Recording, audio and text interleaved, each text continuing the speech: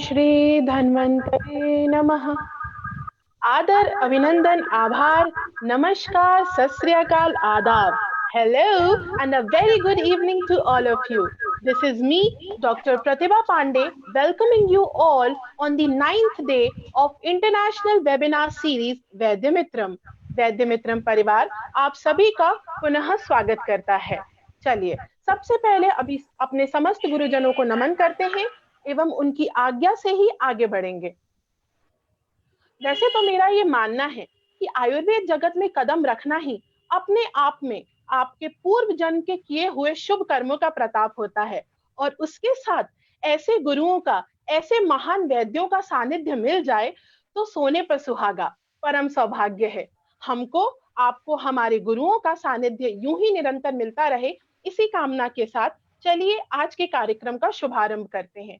Arpan Ayurveda and wow association को तहे दिल से शुक्रिया करना चाहूंगी कि उनकी सहायता से ही आज हम 90 दिन के इस पड़ाव को पार कर पाए हैं. वैसे हमारा और आपका रिश्ता कुछ और मजबूत होने जा रहा है, तभी तो 7 दिन तक सीमित ये कार्यक्रम आपके असीम प्यार को देखते हुए इस हफ्ते भी इसी तरह चलेगा. तो हम आ गए हैं अपनी सेकेंड इनिंग्स के साथ.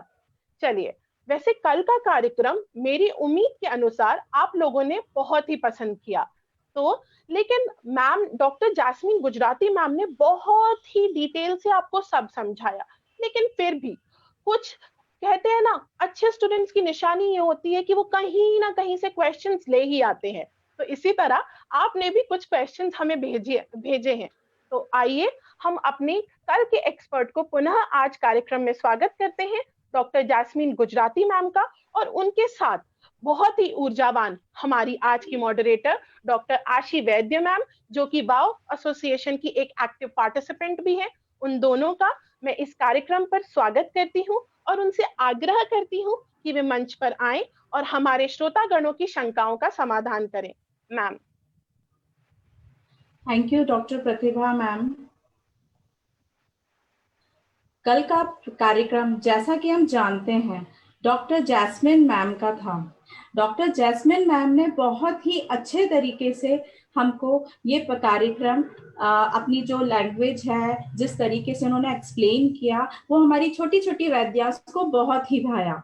तो मैं डॉक्टर जैस्मिन मैम का स्वागत करती हूँ और डॉक्टर जैस्मिन मैम से अनुरोध करती हूँ कि हमारे बहुत सारे डॉक्टर्स जिनको छोटी छोटी क्वेरीज हैं उन क्वेरीज को सॉल्व करें. डॉक्टर जैस्मिन मैम को मैं इनवाइट करूंगी. Please doctor Jasmine. अब मैं कुछ क्वेश्चंस इनवाइट करती हूँ. सबसे फर्स्ट क्वेश्चन है डॉक्टर अभिलाषा का. डॉक्टर जैस्मिन मैम, आप सुन पा रहे हैं मुझे? जी जी जी मैम, प्लीज कंटिन्यू. जी मैम, डॉक्टर अभिलाषा ने क्वेश्चन पूछा है, what Ayurveda treatment can be given to a 70 years old insulin dependent lady with complaints of continuous itching, seemingly with candid infection at vulval region. Continuous itching is the only complaint there. So, yes, ma'am. Yes, like we discussed it yesterday also, that in diabetes patient, the candidial infection is very common. So in that case, as I said that you have to use Panchvalkal Quat. But if the patient is 70-year-old, it might be possible that she might not be able to do the douching and all, cooperate with the douching. So in that case, you can give local washing with that, and most important ingredient along with Panchvalkal is for in excessive itching condition is Tankan. So exclusively use Tankan because it will decrease the itching to a very greater extent. Even within 1 or 2 days, she will tell you that the itching has decreased to a very great extent. So the thing is Tankan. If you are not available, your Panchvalkal Quat is not available, just dilute Tankan in a lukewarm water and tell her to wash with that. That is one thing. Second thing you can use is because she is 70 years, so there will be senile atrophy also. So along with candida, there can be excessive itching because of senile vaginitis, atrophic condition also. So in that case, you have to have some certain lubrication. So I will suggest neem oil. Locally, application of the neem tail oil or pichu also dharan. So I think I have treated many patients, such patients with this simple remedies. So you can apply this. I think the patient will have tremendous benefit because of that. मुझे लगता है doctor अभिलाषा को अपना answer मिल गया होगा। Madam ने बहुत ही अच्छे तरीके से इसको डिस्क्राइब किया है। मैडम, मैं सेकंड क्वेश्चन करती हूँ। ये डॉक्टर श्वेता शर्मा ने बोला है। वो कहती है helminthiasis is also a cause of small virgin girls. Yes, ma'am. This is a very relevant question. We have missed that actually in our this thing. In young girls, actually virgin, adolescent or pre-adolescent also we can say. In that case, we get this as one of the cause of discharge. Here the discharge will be very thin. One of the worm is responsible, pinworm, we'll call it as pinworm. It is responsible for causing discharges. And you can identify this by excessive itching in the vaginal area, means vulval area, as well as the anus area also. So if you get this type of complaint, then you can think about that this might be because of helminths or pinworm infestation. So it was a very genuine question that we had missed out yesterday. Okay. Ma'am, third question है doctor Vaidya Prashant ji का। उन्होंने कहा है kindly discuss how to manage physiological aspects in leukorrhea too, and along with medicine, how can we treat patient holistically? Yeah, I think he asked about the stress, how the stress is playing the role Yes, in causing leukorrhea. In the initially also only in the presentation I had discussed that what happens in stress is there is increase in the cortisol levels. And this cortisol levels will inhibit the glycogen. It will inhibit the intraepithelial cells, epithelial cells in the vagina to secrete the glycogen. So less amount of glycogen will be secreted, and this all changes will lead to dysbiosis in the vagina. Dysbiosis means the flora will be disturbed, the ecosystem will be disturbed. So in that condition, instead of giving local treatments, I will suggest that because it is not a cause, any local infection is not the cause. The first cause is stress. Though there will be local infection if you treat that, but if the stress is not managed, the patient will have recurrent vaginitis. So in that condition, to relieve the stress, I use very simple medication, that is Brahmi orally, Brahmi Vati or Brahmi Churn. Brahmi Churn, if you want to give, the best anupan or vehicle I say is use Grut. Brahmi Grut is also good, because for crossing the blood-brain barrier, you need to give the brain tonics along with the Grut. Then only they will effect. So instead of plainly giving Brahmi Churn or Brahmi Vati, go for Brahmi Grut. If the patient is not able to take, then you can add a little bit honey in that. So it may be little bit palatable at night. You can give that.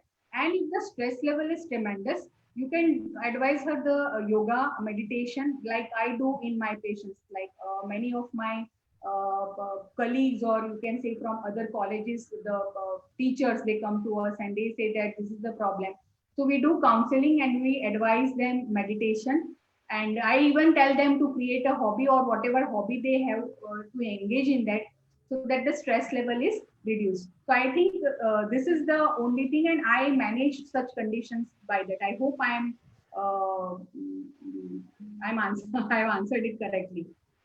Okay, I think doctor Vaidya प्रशांत इस answer से satisfied हो चुके होंगे, क्योंकि madam ने बहुत ही अच्छे से डिस्क्राइब कर दिया इसे। मैडम, अगला क्वेश्चन है डॉक्टर श्वेता रघुवंशी का। वो उन्होंने पूछा है कि is switching to menstrual cup is helpful or not? Menstrual cups, I will tell that menstrual cups nowadays it has been a trend to use the menstrual cup, and yes, I will say the researches are showing that the use of menstrual cups instead of sanitary napkins has led to decrease in the vaginal infection which are caused by sanitary napkins. So not because of any other cause, but if the infection is happening recurrently because of sanitary napkins, then the menstrual cups have reduced the rates of vaginal infection. So it doesn't mean that other causes can be eliminated. Other causes also may be there, but yes, sanitary napkins की वजह से जो infections होते हैं, they will be reduced. But still, this is a newer trend, and we don't know. Though they say that the silicone material which is used in the menstrual cups is non-irritant and it is not causing any problems in the vaginal flora. Maybe later on there will be new research which will be suggesting that it is causing some disbalance. But yes, right now the research is show that sanitary napkins से जो infection होता है उससे if you switch to menstrual cups, yes, there will be reduction in the vaginitis which is caused by use of menstrual cups. Thank you ma'am, बहुत ही अच्छा answer दिया आपने. I think doctor Shweta इससे बहुत सेटिस्फाइड हो चुकी होंगी. मैम अगला क्वेश्चन है डॉक्टर शैलजा श्रीवास्तव का. वो लिखती हैं, many girls nowadays are using menstrual cups during their periods. So, is it safe to use them considering leukorrhea and related disorders? Ma'am, can you repeat the last part? Can you repeat the last part? So, is it safe to use them considering leukorrhea and related disorder? I think I have already mentioned it. Yeah. Both questions are same, I think. Yeah. So if it is only the patient is having, if you have identified the hetu, if you have identified the cause, that the patient is having recurrent infections only because of sanitary pads, then you can switch over to that. And in young girls, I will say in virgins, I don't think that the menstrual cup use is so much visible. Many they are using once if they are sexually active, then they use that, but it will be uncomfortable in the virgin girls to use this menstrual cup, though they are available in different sizes. At many places they start using it, but I believe that still in India especially, it is little bit still uncomfortable for the girls who are sexually not active to use this menstrual cups. Okay, thank you ma'am. Ma'am next question तो मेरा ही है. Ma'am एक मेरी ही patient है. Ma'am उसको ये problem है कि she is having watery discharge continuously and since 3 to 4 months. And जो वाटरी डिस्चार्ज है उसका ये कहना है कि जैसे ही वो स्किन पे आता है वो watery discharge, that irritates the skin just like a acid. And it is not sticky and creates slight foul smelling. So ma'am, what is it? I know and she's telling that she's having slight itching over that area. See, whatever complaints you are telling me, they are suggesting the infection of trichomonas, and it may be, I hope the patient is married. Yeah ma'am, patient is married. Patient and gravida. Yeah. So it can be, recurrence can be because of the transmission from the husband or partner, trichomonas infection. If you do a per speculum examination, you might be able to see the changes on the cervix like we had discussed yesterday, strawberry appearance, and even the discharge may be lightly frothy. So in that condition, if we correlate the trichomonas infection with the pitta yoni vyapat, because the pitta dosh is dominant, like you said, rashes is there and burning is there, and in always trichomonas the itching will be little bit less as compared to the fungal infection. So I will suggest that in that patient, because she is a chronic case, first go for Virechan. If she is not ready for a Shastra study, you can go for a Laghu Virechan also, and then you start with the Pitta Shaman Chikitsa along with Sthani Chikitsa if you are doing that. नहीं, अगर आप नहीं समझ रहे हो यार. Thank you ma'am for such a fantastic answer. Ma'am इतने सारे क्वेश्चंस हैं. अब ये क्वेश्चंस इतने सारे तो हम ले नहीं सकते, लेकिन थैंक यू, आपने हमें समय दिया मैम, इसके लिए बहुत बहुत थैंक यू. अब मैं अपनी वाणी को विराम देते हुए इस सेशन को डॉक्टर प्रतिभा के ऊपर स्विच करती हूँ. Doctor Pratibha. Thank you so much ma'am, doctor jasmine Gujarati ma'am and doctor आशी वैद्य मैम. चलिए, आप सभी की शंकाओं के समाधान तो हो गए हैं, तो थोड़ा सा आराम से बैठ जाइए, क्योंकि आपके लिए एक खुशखबरी आ गई है. जी हाँ, आप सभी के इंतजार को खत्म करते हुए कल हमारा वैद्य मित्र जूनियर का फर्स्ट सेशन आने जा रहा है. इसी टाइम पर, इसी पेज पर. आपको कहीं और जाने की जरूरत नहीं है, बस ठीक 7 बजे अपनी स्क्रीन के सामने बैठ जाइएगा. Research methodologies, scope and importance in Ayurveda, इस टॉपिक को लेके कल हम आपके सामने प्रस्तुत होंगे. चलिए, आज के कार्यक्रम के वक्ता को मैं आपसे परिचय करवाऊं, उसके पहले आप जानते ही हैं कि अभी के समय में हर दूसरे व्यक्ति का क्या हाल है, कि ऐसा आप करेंगे और उनका बीपी वहां से वहां पहुंच जाता है, हाइपरटेंशन। जी हाँ। तो आज लेकिन आप ये बीपी को आराम से नीचे ला सके और आप अपने पेशेंट्स को अच्छे से डील कर सके, इसलिए आज हमारे साथ जुड़ने वाले हैं प्रतिभा के धनी, ज्ञान से भरपूर, हंसमुख मिजाज डॉक्टर सतीश अग्रवाल जी। उनका टॉपिक है हाइपरटेंशन एंड आयुर्वेदिक पर्सपेक्टिव। वो आपके सामने आएंगे और आपकी सारी टेंशन को रिलीज कर देंगे। मुझे पूरा विश्वास है कि आप उनके अनुभव से जरूर लाभान्वित होंगे। आज हमारे साथ एक्सपर्ट के रूप में डॉक्टर सतीश अग्रवाल जी हैं, जो कि स्पर्श आयुर्वेदा इंदौर में सीनियर आयुर्वेदिक कंसल्टेंट है। मैं उनका इस कार्यक्रम में स्वागत करती हूँ। एवं उनके साथ आज मॉडरेटर की भूमिका में है डॉक्टर मंजू भंडारी मैम, जो कि इंदौर से हैं। मैं आप दोनों का कार्यक्रम में स्वागत करती हूँ और आप दोनों से अनुरोध करती हूँ कि आएं और आगे के कार्यक्रम की शोभा बढ़ाएं। धन्यवाद। Thanks, Pratibha. And thanks to Vaidya Mitram team for successfully organizing webinar series since last 8 days. और आज 9th डे के सेशन में हमारे साथ हमारे गेस्ट लेक्चरर के रूप में डॉक्टर सतीश अग्रवाल सर मौजूद हैं और मैं उनका तहे दिल से स्वागत करती हूँ। और मैं थोड़ा सा उनके बारे में आज ब्रीफ करना चाहूंगी। सतीश अग्रवाल सर ने अपना बीएमएस की डिग्री इंदौर के गवर्नमेंट अष्टांग आयुर्वेद कॉलेज से 2000 में प्राप्त की है और इन्होंने एमडी इन काय चिकित्सा गवर्नमेंट मदन मोहन मालवीय आयुर्वेदिक कॉलेज उदयपुर से 2003 में किया है। इसके अलावा इन्होंने clinical research and clinical data management में डिप्लोमा भी किया है। शुभदीप आयुर्वेदिक मेडिकल कॉलेज इंदौर में काय चिकित्सा विभाग में 14 साल तक ये प्रोफेसर के रूप में कार्यरत रहे हैं और इन्होंने कई नेशनल और इंटरनेशनल रिसर्च पेपर्स पब्लिश किए हैं, डायबिटीज पे, हाइपरटेंशन पे, कोलेस्ट्रॉल पे, अस्थमा आदि पे कई सारे इनके पेपर्स पब्लिश हो चुके हैं।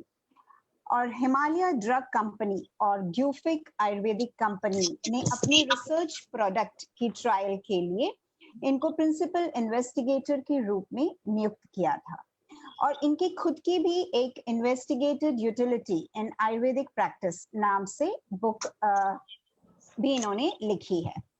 And he has been invited as a resource person for training government Ayurvedic doctors in Burhanpur. So जितना हम इनके बारे में बोलते चले जाएं कम होगा। He has so many feathers in his cap.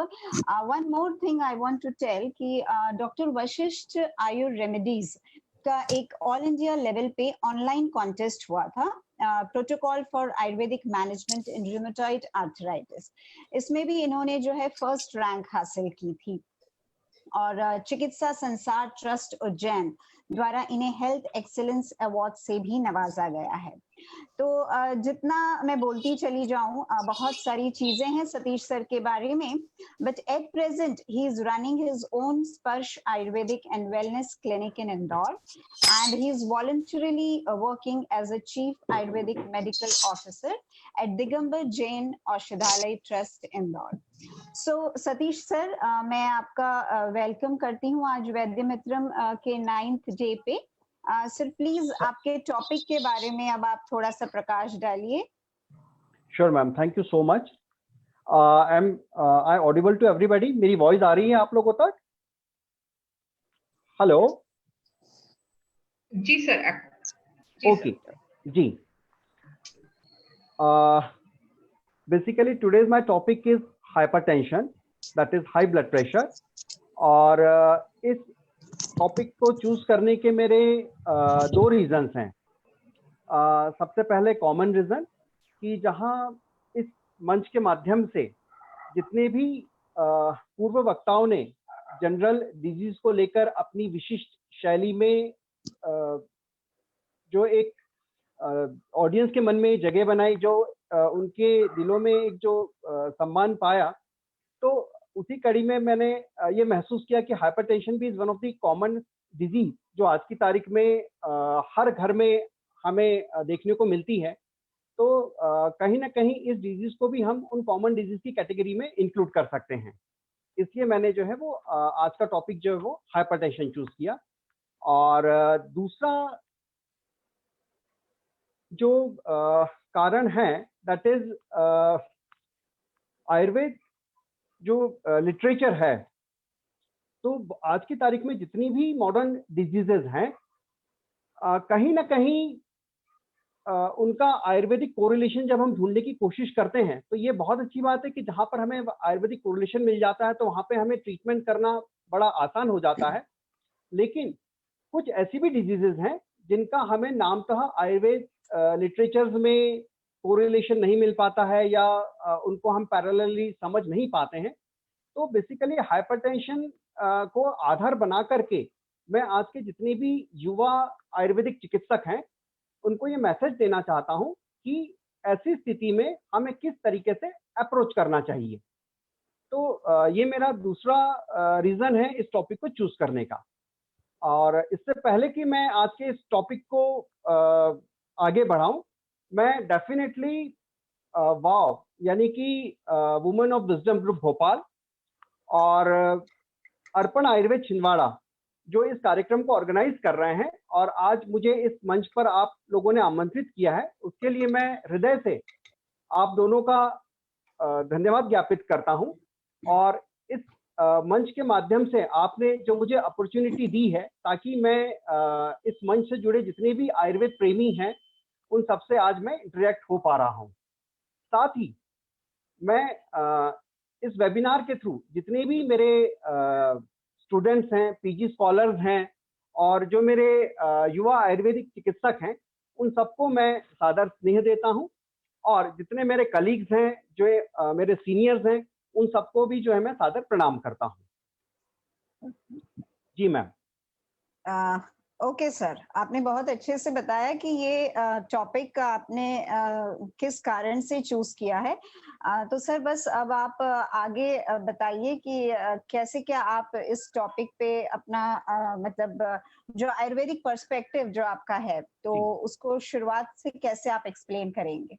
जी, तो बेसिकली अगर हमें किसी भी टॉपिक को आयुर्वेदिक पॉइंट ऑफ व्यू से समझना है जहां पर कि हमें उसका आयुर्वेद में आज की तारीख में कहीं कोई कोरिलेशन नहीं मिलता है, तो निश्चित रूप से सबसे पहले उस डिजीज को हमें मॉडर्न साइंस में क्या उसकी पैथोजेनेसिस है, क्या उसके कारण है, क्या उस डिजीज का नेचर है, उस चीज को समझना रहेगा।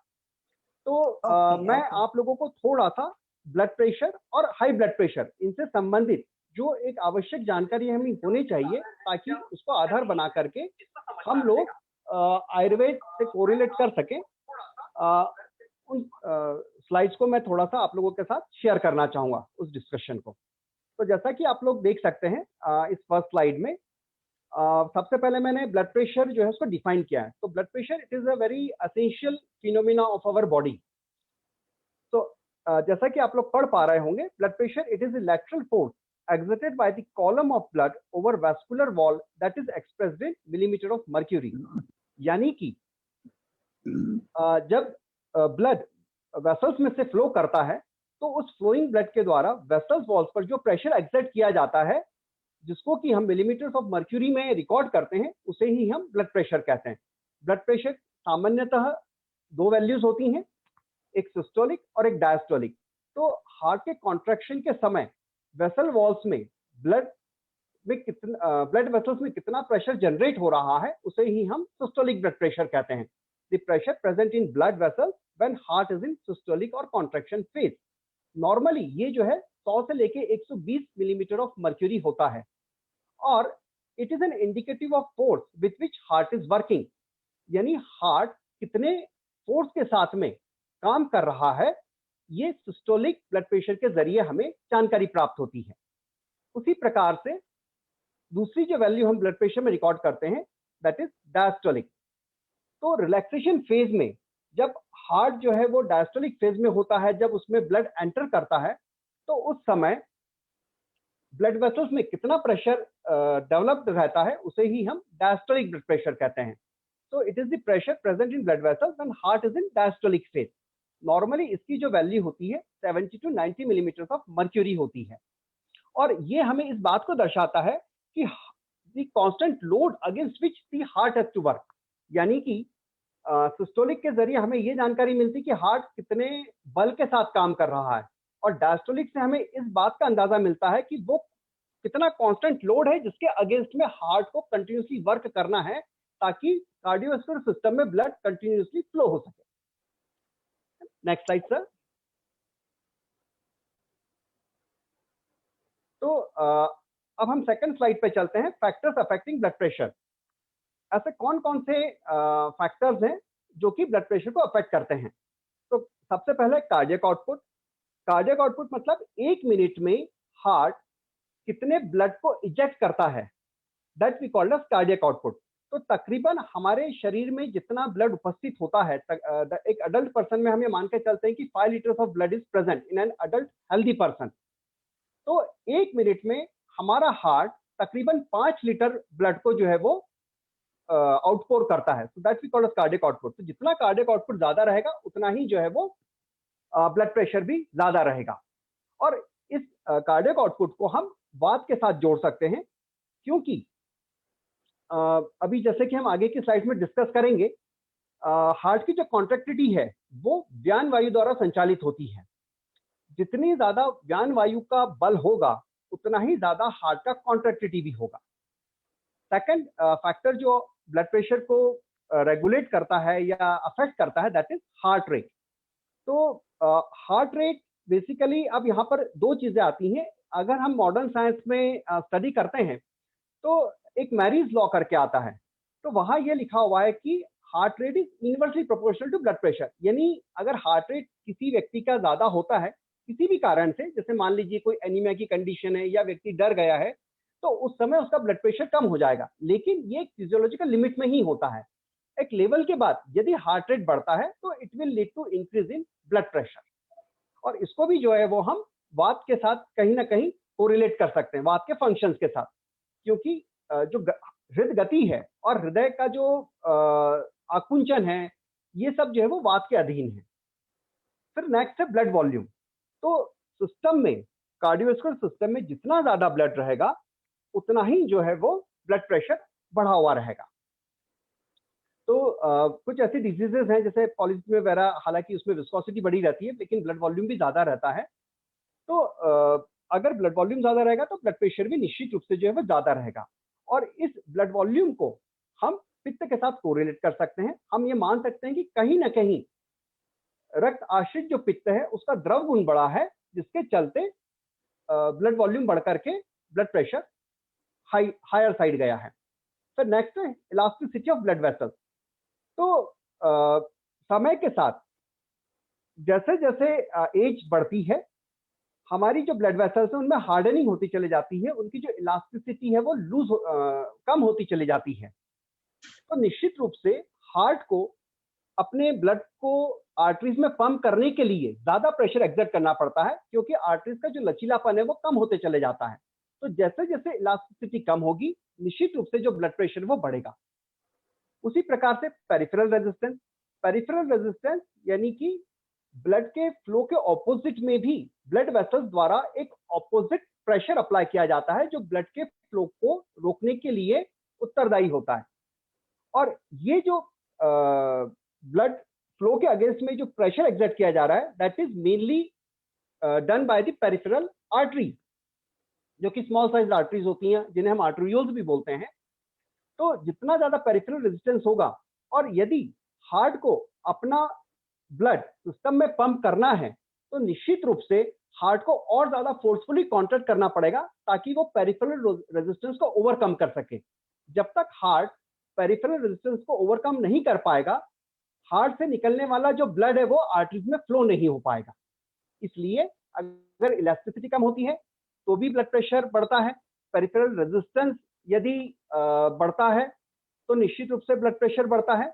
और उसी तरीके से विस्कोसिटी, यदि ब्लड जो है वो किसी कारण से, जैसे मैंने अभी ऊपर एक डिजीज का एग्जांपल लिया था पॉलीसीथीमिया वेरा, जिसमें कि आरबीसी जो घटक हैं वो बहुत ज्यादा मात्रा में हो जाते हैं, तो विस्कोसिटी बढ़ेगी तो हार्ट को भी अपने ब्लड को आउटपोर करने के लिए निश्चित रूप से ज्यादा फोर्स अप्लाई करना पड़ेगा। तो वो सारी कंडीशंस जिसमें हार्ट को एक्सेस प्रेशर अप्लाई करना पड़ता है to let the blood out of its chamber, उन सभी कंडीशंस में जो है वो ब्लड प्रेशर निश्चित रूप से बढ़ेगा। तो elasticity of blood vessels, peripheral resistance और विस्कोसिटी, ये तीनों जो हैं इनको हम कहीं ना कहीं कफ से रिलेट कर सकते हैं, क्योंकि ये अवरोधात्मक स्वरूप के हैं। ये ब्लड के जो फ्लो है उसके ऑपोजिट में वर्क कर रहे हैं, तो कहीं ना कहीं ये कफ को के द्वारा संचालित हो रही है ये वाली जो गतिविधि है। मैं आशा करता हूं कि मैं जो समझाने की कोशिश कर रहा हूं आप उस चीज को शायद समझ पा रहे होंगे। जी जी सर, आपने मतलब ये जो वात पित्त कफ का जो रिलेशन बताया, फैक्टर्स की जब हम बात करते हैं तो जी। वो काफी अच्छा मतलब रिलेशन दिख रहा है हमको। बताइए सर, मतलब हमको समझ में आ रही है बातें कि अपन ओके। कैसे उसको आयुर्वेद से रिलेट कर पा रहे हैं। करेक्ट। तो अभी जैसे कि हमने प्रीवियस स्लाइड्स में what is normal blood pressure, उनकी वैल्यूज क्या होना चाहिए, कौन कौन से फैक्टर्स हैं जो ब्लड प्रेशर को अफेक्ट करते हैं, उनकी हमने चर्चा करी। Now we are coming to high blood pressure, कि हम कब किस स्थिति में ब्लड प्रेशर को हाई कहेंगे। So as you can see on this slide, when systolic blood pressure is above 140 millimeter of mercury and diastolic blood pressure is above 90 millimeter of mercury, तो उस कंडीशन में या अब उससे ऊपर जब ब्लड प्रेशर जाएगा, सिस्टोलिक 140 से ऊपर और डायस्टोलिक 90 से ऊपर, तो वहां से अब जो है हम ब्लड प्रेशर को हाई कहना शुरू कर देंगे। तो जॉइंट नेशनल क्राइटेरिया जो एक ऑटोनोमस बॉडी है, WHO से रिलेटेड है, तो उन्होंने अपने जो 7th एडिशन है उसमें ब्लड प्रेशर की अलग अलग सीवियरिटी के हिसाब से कैटेगरीज बताई हैं कि हम ऑप्टिमल ब्लड प्रेशर किसे मान सकते हैं, नॉर्मल ब्लड प्रेशर किसे मान सकते हैं, हाई नॉर्मल किसे कहेंगे। तो जैसा कि आप देख सकते हैं पॉइंट 4 पे ग्रेड 1 हाइपरटेंशन 140 से शुरू हो जाता है। तो सिस्टोलिक यदि 140 से 159 रहता है तो उसे भी हम ग्रेड 1 हाइपरटेंशन कहेंगे, और डायस्टोलिक यदि 90 से 99 होता है तो वो ग्रेड 1 के हाइपरटेंशन में आएगा। इन दोनों में से सिस्टोलिक या डायस्टोलिक जो भी हायर साइड पे होगा उसे काउंट किया जाता है। उसी प्रकार से ब्लड प्रेशर की सीवियरिटी को देखते हुए ग्रेड 2 हाइपरटेंशन, तो 160 टू 179 तक अगर सिस्टोलिक ब्लड प्रेशर है तो उसे ग्रेड 2 कहेंगे। डायस्टोलिक 100 से 109 हो तो उसे भी हम ग्रेड 2 हाइपरटेंशन में काउंट करेंगे। और ग्रेड 3 जब सिस्टोलिक ब्लड प्रेशर 180 से ऊपर और डायस्टोलिक 110 मिलीमीटर ऑफ मर्क्यूरी से ऊपर हो जाए तो उसे हम ग्रेड 3 हाइपरटेंशन कहेंगे। एक और हाइपरटेंशन होता है जिसे हम आइसोलेटेड सिस्टोलिक हाइपरटेंशन कहते हैं, कि जिसमें सिस्टोलिक ब्लड प्रेशर तो बढ़ा हुआ रहता है लेकिन जो डायस्टोलिक ब्लड प्रेशर होता है वो नॉर्मल होता है। तो स्पेसिफिकली ये हमें एथेरोस्क्लेरोसिस की कंडीशन में देखने को मिलता है, कि जहां पर की जो मेजर आर्टरीज हैं, जो एओर्टा है, जब उसमें किसी कारण से या एज के साथ में एथेरोस्क्लेरोसिस हो जाता है तो उस कंडीशन में सिस्टोलिक ब्लड प्रेशर बढ़ा हुआ रहेगा लेकिन डायस्टोलिक नॉर्मल रहेगा। मैं थोड़ा सा इसको और समझाने की कोशिश करूंगा। जैसा मैंने कि प्रीवियस स्लाइड में कहा था, जो सिस्टोलिक ब्लड प्रेशर है ना, आप इस चीज को हमेशा ध्यान में रखें। It indicates the force with which heart is working. Heart कितने फोर्स के साथ में काम कर रहा है, this is denoted bye systolic blood pressure. और हार्ट को कितने लोड के अगेंस्ट में काम करना है, कितने प्रेशर के अगेंस्ट में काम करना है, that is denoted by diastolic blood pressure. Next slide, next slide please. Chauhan sir, आप मेरी आवाज सुन पा रहे हैं? Sir next slide.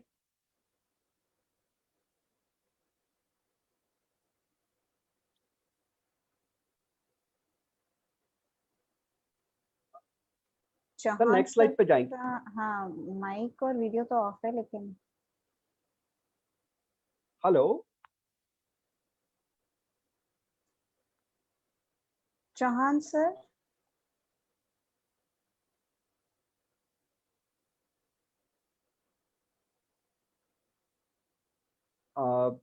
शायद सर डिस्कनेक्ट या ऐसी कोई समस्या तो नहीं है?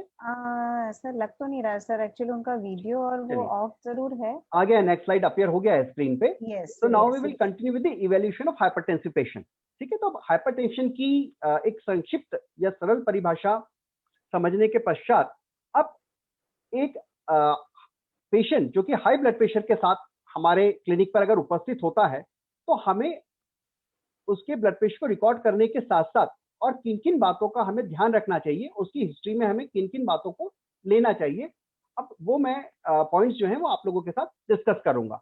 तो सबसे पहले कोई भी पेशेंट यदि हमारे क्लिनिक पर आता है तो after recording his blood pressure, सबसे पहले हमें उसके ड्यूरेशन ऑफ ब्लड प्रेशर, यानी उसे ब्लड प्रेशर कितने समय से है, उसने पूर्व में ब्लड प्रेशर संबंधी कोई इलाज लिया है क्या, उसकी फैमिली में ब्लड प्रेशर संबंधी और भी कोई व्यक्ति है जिन्हें ये समस्या है, जैसे उनके मदर, फादर, एल्डर ब्रदर या एल्डर सिस्टर, इन सबकी हमें उसकी हिस्ट्री टेकिंग से जानकारी प्राप्त करनी चाहिए।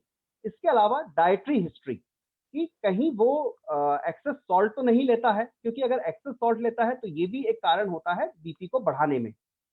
उसके बाद में सिम्टम्स ऑफ सेकेंडरी कॉजेस, तो कहीं कोई ऐसी कोई दूसरी बीमारियां तो नहीं है उसके शरीर में जिसके चलते ब्लड प्रेशर जो है वो उसके शरीर में डेवलप हो रहा हो। तो ऐसी दूसरी बीमारियां जैसे कि हम आने वाली स्लाइड में अभी डिस्कस करेंगे, जैसे फियोक्रोमोसाइटोमा है या क्रॉनिक किडनी डिजीज है या कुशिंग सिंड्रोम है, तो कोई दूसरी बीमारी के लक्षण स्वरूप तो उसके शरीर में ब्लड प्रेशर नहीं बढ़ा हुआ है, इस चीज का भी जो है हमें आकलन करना पड़ेगा। उसके अलावा टारगेट ऑर्गन इन्वॉल्वमेंट के कोई लक्षण तो उसके शरीर में नहीं दिख रहे हैं, इस चीज की भी हमें जो है वो जानकारी प्राप्त करनी पड़ेगी या इस चीज की भी हमें एग्जामिनेशन करनी पड़ेगी। वस्तुतः ब्लड प्रेशर जो है वो 4 मेन ऑर्गन्स उनको सबसे ज्यादा डैमेज करता है। वन इज अवर सेरिब्रम यानी कि ब्रेन, दूसरा रेटिना ऑफ अवर आईज, आंखों की जो रेटिना है उनको, तीसरा है हार्ट की मसल्स और चौथा है किडनी। तो इन चारों को जब blood pressure, uncontrolled blood pressure जिसकी आप दवाई नहीं ले रहे हैं और लंबे समय से पेशेंट जब इस तकलीफ से गुजर रहा है, तो निश्चित रूप से कहीं ना कहीं ये 4 ऑर्गन्स जो हैं वो सबसे ज्यादा इस बीमारी के चलते कॉम्प्लिकेशंस के रूप में इन्वॉल्व होते हैं। तो उनके जो लक्षण है वो हम आने वाली स्लाइड्स में देखेंगे। उसके बाद में कहीं पेशेंट को ऑब्स्ट्रक्टिव स्लीप एपनिया तो नहीं है। ऑब्स्ट्रक्टिव स्लीप एपनिया बेसिकली वो कंडीशन है जिसमें रात में सोते समय नासा मार्ग में या फिर थ्रोट में, जैसे बहुत सारे ऐसे पेशेंट्स होते हैं जिनको कि राइनाइटिस की प्रॉब्लम है या जिनको कि नेजल पॉलिप्स रहता है या जिनकी टंग जो है काफी मोटी होती है, जो मोटे लोग होते हैं, तो उन सब में रात में सोते समय कहीं ना कहीं जो रेस्पिरेटरी ट्रैक्ट है वो ऑब्स्ट्रक्ट हो जाता है, जिसके चलते उनको पूरी ऑक्सीजन नहीं मिल पाती है और लंबे समय में उससे भी जो है वो ब्लड प्रेशर जो है वो इंक्रीज होता है। तो ऐसी कोई नींद संबंधी उनको समस्या तो नहीं है, इस चीज का भी हमें जो है वो संज्ञान करना चाहिए। उसके बाद में उसके साइकोसोशल फैक्टर कि बेसिकली उसे कोई मानसिक रूप से और कोई शिकायत या कोई उसे तनाव तो नहीं है, इस चीज का हमें ध्यान करना है। प्लस उसके सामाजिक संबंध कैसे हैं, उसके लोगों के साथ किस तरीके के रिलेशंस हैं, इससे हमें बेसिकली उसके मनस्थिति का ज्ञान होता है, उसकी हमें कहीं ना कहीं उसकी प्रकृति का भी ज्ञान होता है, जो हमें उसके ब्लड प्रेशर के कारण उसकी गंभीरता को समझने में मदद देता है। और उसके अलावा presence of other risk factor, कहीं कुछ ऐसे रिस्क फैक्टर जो कि ब्लड प्रेशर के साथ कई बार उपस्थित होते हैं, उनका भी हमें आकलन करना चाहिए। सर, अदर रिस्क फैक्टर्स से क्या समझेंगे हम? Sure ma'am. तो अब मेरी जो नेक्स्ट स्लाइड है उसमें मैंने उन्हीं रिस्क फैक्टर्स को जो है वो इनैम्यूरेट किया है। तो वहां हम जैसे कि अब देख सकते हैं आप लोग, स्मोकिंग एंड टोबैको च्यूइंग। तो यदि कोई व्यक्ति क्रॉनिक चेन स्मोकर है, लंबे समय से यदि स्मोकिंग कर रहा हो या उसे टोबैको च्यूइंग तंबाकू खाने की आदत हो, तो इनसे भी जो है वो कालांतर में ब्लड प्रेशर डेवलप होता है, क्योंकि ये दोनों ही कंडीशंस जो हैं वो आर्टरी, हमारे शरीर में जो आर्टरीज हैं उनको ब्लॉक करती हैं, उनको एथेरोस्क्लेरोसिस का जो फिनोमिना है वो और फास्ट होता है, उन आर्टरीज को रिजिड करती है, उनकी इलास्टिसिटी को कम करती है, जिसके चलते हार्ट को अपना ब्लड आउटपोर करने के लिए, मतलब अपना ब्लड चैम्बर से बाहर करने के लिए ज्यादा प्रेशर से काम करना पड़ता है। उसी प्रकार से अत्यधिक तनाव में तो नहीं रहता है वो पेशेंट। उसके अलावा उसे कोई मोटापा तो नहीं है। जरूरी नहीं है कि हर मोटे व्यक्ति को ब्लड प्रेशर हो, but there is a correlation. Statistical data में देखा गया है कि अधिकतर मोटे व्यक्ति को आगे चल करके बीपी की शिकायत होती है ना। तो ऐसा हार्ड एंड फास्ट कुछ भी नहीं है कि स्मोकिंग करने से उसे ब्लड प्रेशर होगा ही या एक्सेसिव एंजाइटी करने से उसे ब्लड प्रेशर उसका बढ़ेगा ही, ऐसा कुछ भी नहीं है। But that's why this are called as risk factor, कि अगर वो इन कारणों का उपभोग करता है तो कहीं ना कहीं आगे चलकर उसको ब्लड प्रेशर होने की संभावना ज्यादा रहेगी। उसी प्रकार से अल्कोहल के संदर्भ में कि drinking too much alcohol, again it increases the phenomena of atherosclerosis and also reduces the elasticity of blood vessels.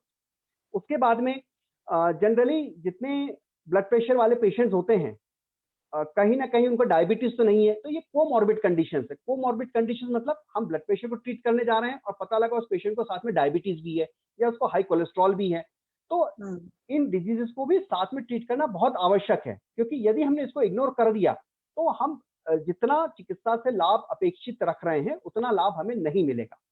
तो इस तरीके की कोमॉर्बिड कंडीशन, हाइपर कोलेस्ट्रॉल या फिर डायबिटीज तो नहीं है, इस चीज का भी संज्ञान हमें लेना चाहिए। और उसके अलावा वो कुछ इस तरीके की दवाइयों का नियमित रूप से सेवन तो नहीं कर रहा है, जैसे कि non steroidal anti inflammatory drugs, दर्द निवारक दवाइयां जो होती हैं, या अगर लेडीज है तो ओरल कॉन्ट्रासेप्टिव पिल्स या स्टेरॉइड का वो सेवन तो नहीं कर रहा है, क्योंकि ये हार्मोनल टैबलेट्स हैं ओरल कॉन्ट्रासेप्टिव, जैसे कि आप लोग सभी जानते हैं। तो कहीं ना कहीं इनका एक साइड इफेक्ट होता है वाटर रिटेंशन। एनसीआर जो है वो किडनी को डैमेज करके भी जो है वो ब्लड प्रेशर को बढ़ाते हैं, और उनमें भी एक टेंडेंसी होती है वाटर रिटेंशन की। तो लंबे समय से अगर कोई पेशेंट इस तरीके के ड्रग्स को कंटिन्यूअसली ले रहा है विदाउट मॉनिटरिंग या without the advice of his doctor, तो कहीं ना कहीं उसको भी जो है वो आने वाले समय में ब्लड प्रेशर से बढ़ने की संभावना रहेगी। Okay, next slide please.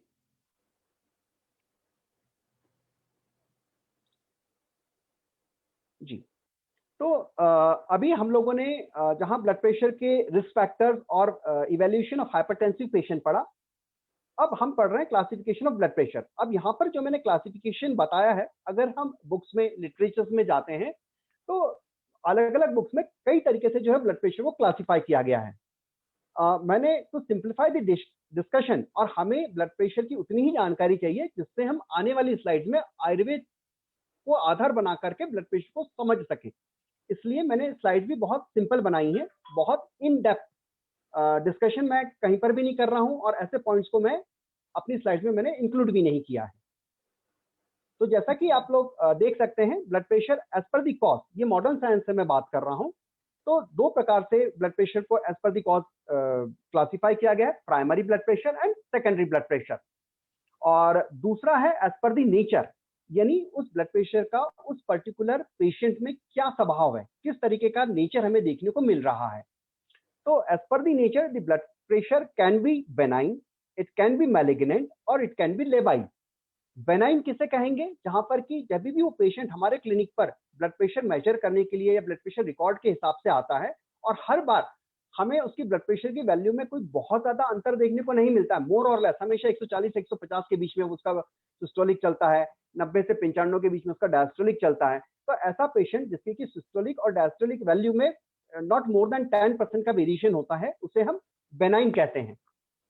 उसी प्रकार से एक पेशेंट ऐसा भी हो सकता है कि इन दी एवरी नेक्स्ट विजिट, जब जब वो हमारे पास फॉलोअप के लिए आता है, एवरी टाइम उसका जो बीपी है बढ़ा हुआ रहता है, कॉन्स्टेंटली आगे की तरफ बढ़ते चले जाता है।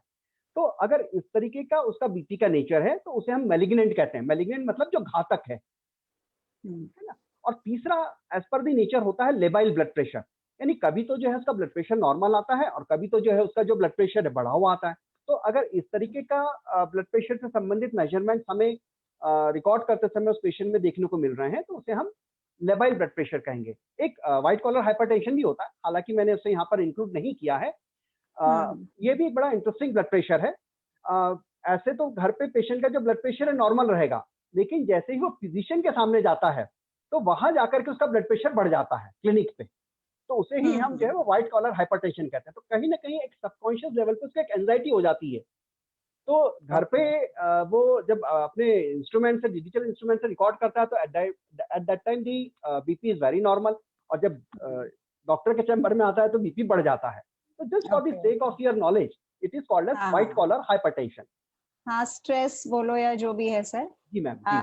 सर मैं एक यहाँ पे पूछना चाहूंगी कि जैसे आपने कॉजेज में मतलब कॉजेज नहीं, क्लासिफिकेशन में जो मॉडर्न के हिसाब से हम लोग प्राइमरी हाइपरटेंशन और सेकेंडरी हाइपरटेंशन ये दो में मेजरली क्लासिफाई होता है मॉडर्न में हाइपरटेंशन। तो जैसे प्राइमरी को हम ये माने कि एसेंशियल होता है जहाँ पे कोई कॉज हम डायग्नोज नहीं कर पाते, एंड सेकेंडरी में कोई ना कोई कॉज हमें मिल जाता है। तो मैं ये पूछना चाहूंगी आपको कि आयुर्वेद में इसको कैसे क्लासिफाई करेंगे हम लोग? बहुत अच्छा प्रश्न है ma'am.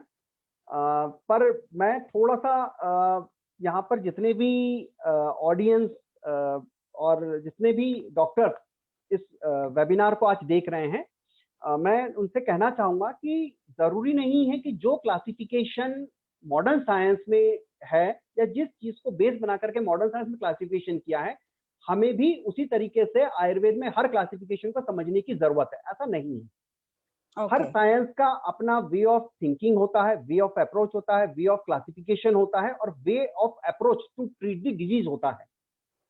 There is no harm in learning another science also, है ना। मैं हमेशा इस पक्ष का रहा हूं कि हमें अपनी कंटेम्प्रेरी दूसरे जो मेडिकल सिस्टम्स हैं, अगर कोई अच्छी चीज हमें वहां पर समझने को मिलती है तो definitely we should try to imbibe that knowledge, जिससे कि हमारे अगर कहीं कुछ आयुर्वेदिक कंसेप्ट वीक हैं तो हमें सोचने का एक नया आयाम मिलता है।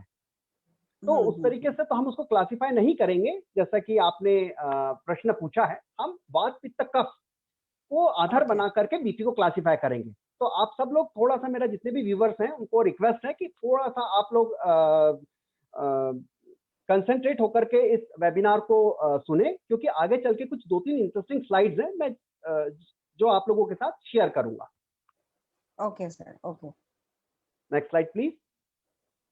तो जैसे कि हम लोग चर्चा कर ही रहे हैं, तो वैसे तो प्राइमरी ब्लड प्रेशर यानी जहां पर कि there is no fixed cause, जहां पर कि अभी तक कॉज पता नहीं किया गया है ब्लड प्रेशर का, कोई कॉज इवेल्युएट हम नहीं कर पा रहे हैं किसी पेशेंट में, तो उसे हम प्राइमरी ब्लड प्रेशर का पेशेंट कहते हैं।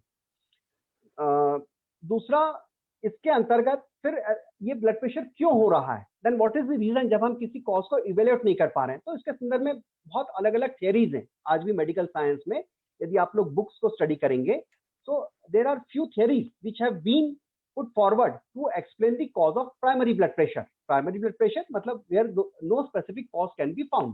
तो उसमें एक है जेनेटिक्स एंड हेरिडिटरी, कि भाई ये तो जो है आपके जीन्स में और हेरिडिटरी यानी आनुवंशिकता में ये सब चीजें हैं जिसके चलते आपको ब्लड प्रेशर हो रहा है। दूसरा, कई लोगों में जो है वो हाई सॉल्ट इंटेक की आदत होती है, तो वो भी एक हाइपोथेसिस या एक कॉज माना गया है कि may be that may be the cause for your high blood pressure. हालांकि आज की तारीख में high salt intake is definitely it is established cause of high blood प्रेशर, है ना। सामान्यतः एक नॉर्मल अडल्ट पर्सन को 4 से 6 ग्राम कॉमन सॉल्ट यानी सोडियम क्लोराइड का सेवन करना चाहिए। इससे अधिक यदि वो सेवन करता है तो उसके शरीर में सोडियम आयंस की अधिकता मानी जाती है और उसको आगे चल करके ब्लड प्रेशर और किडनी की डिजीजेस हो सकती हैं। तो a normal adult healthy person जो है 4 से 6 ग्राम सॉल्ट इंटेक बताया गया है। उसके बाद में atherosclerosis, again it is one of the commonest cause, और ये कॉज इसलिए भी रखा गया है, मैं आप लोगों के साथ कुछ फैक्ट शेयर करना चाहूंगा।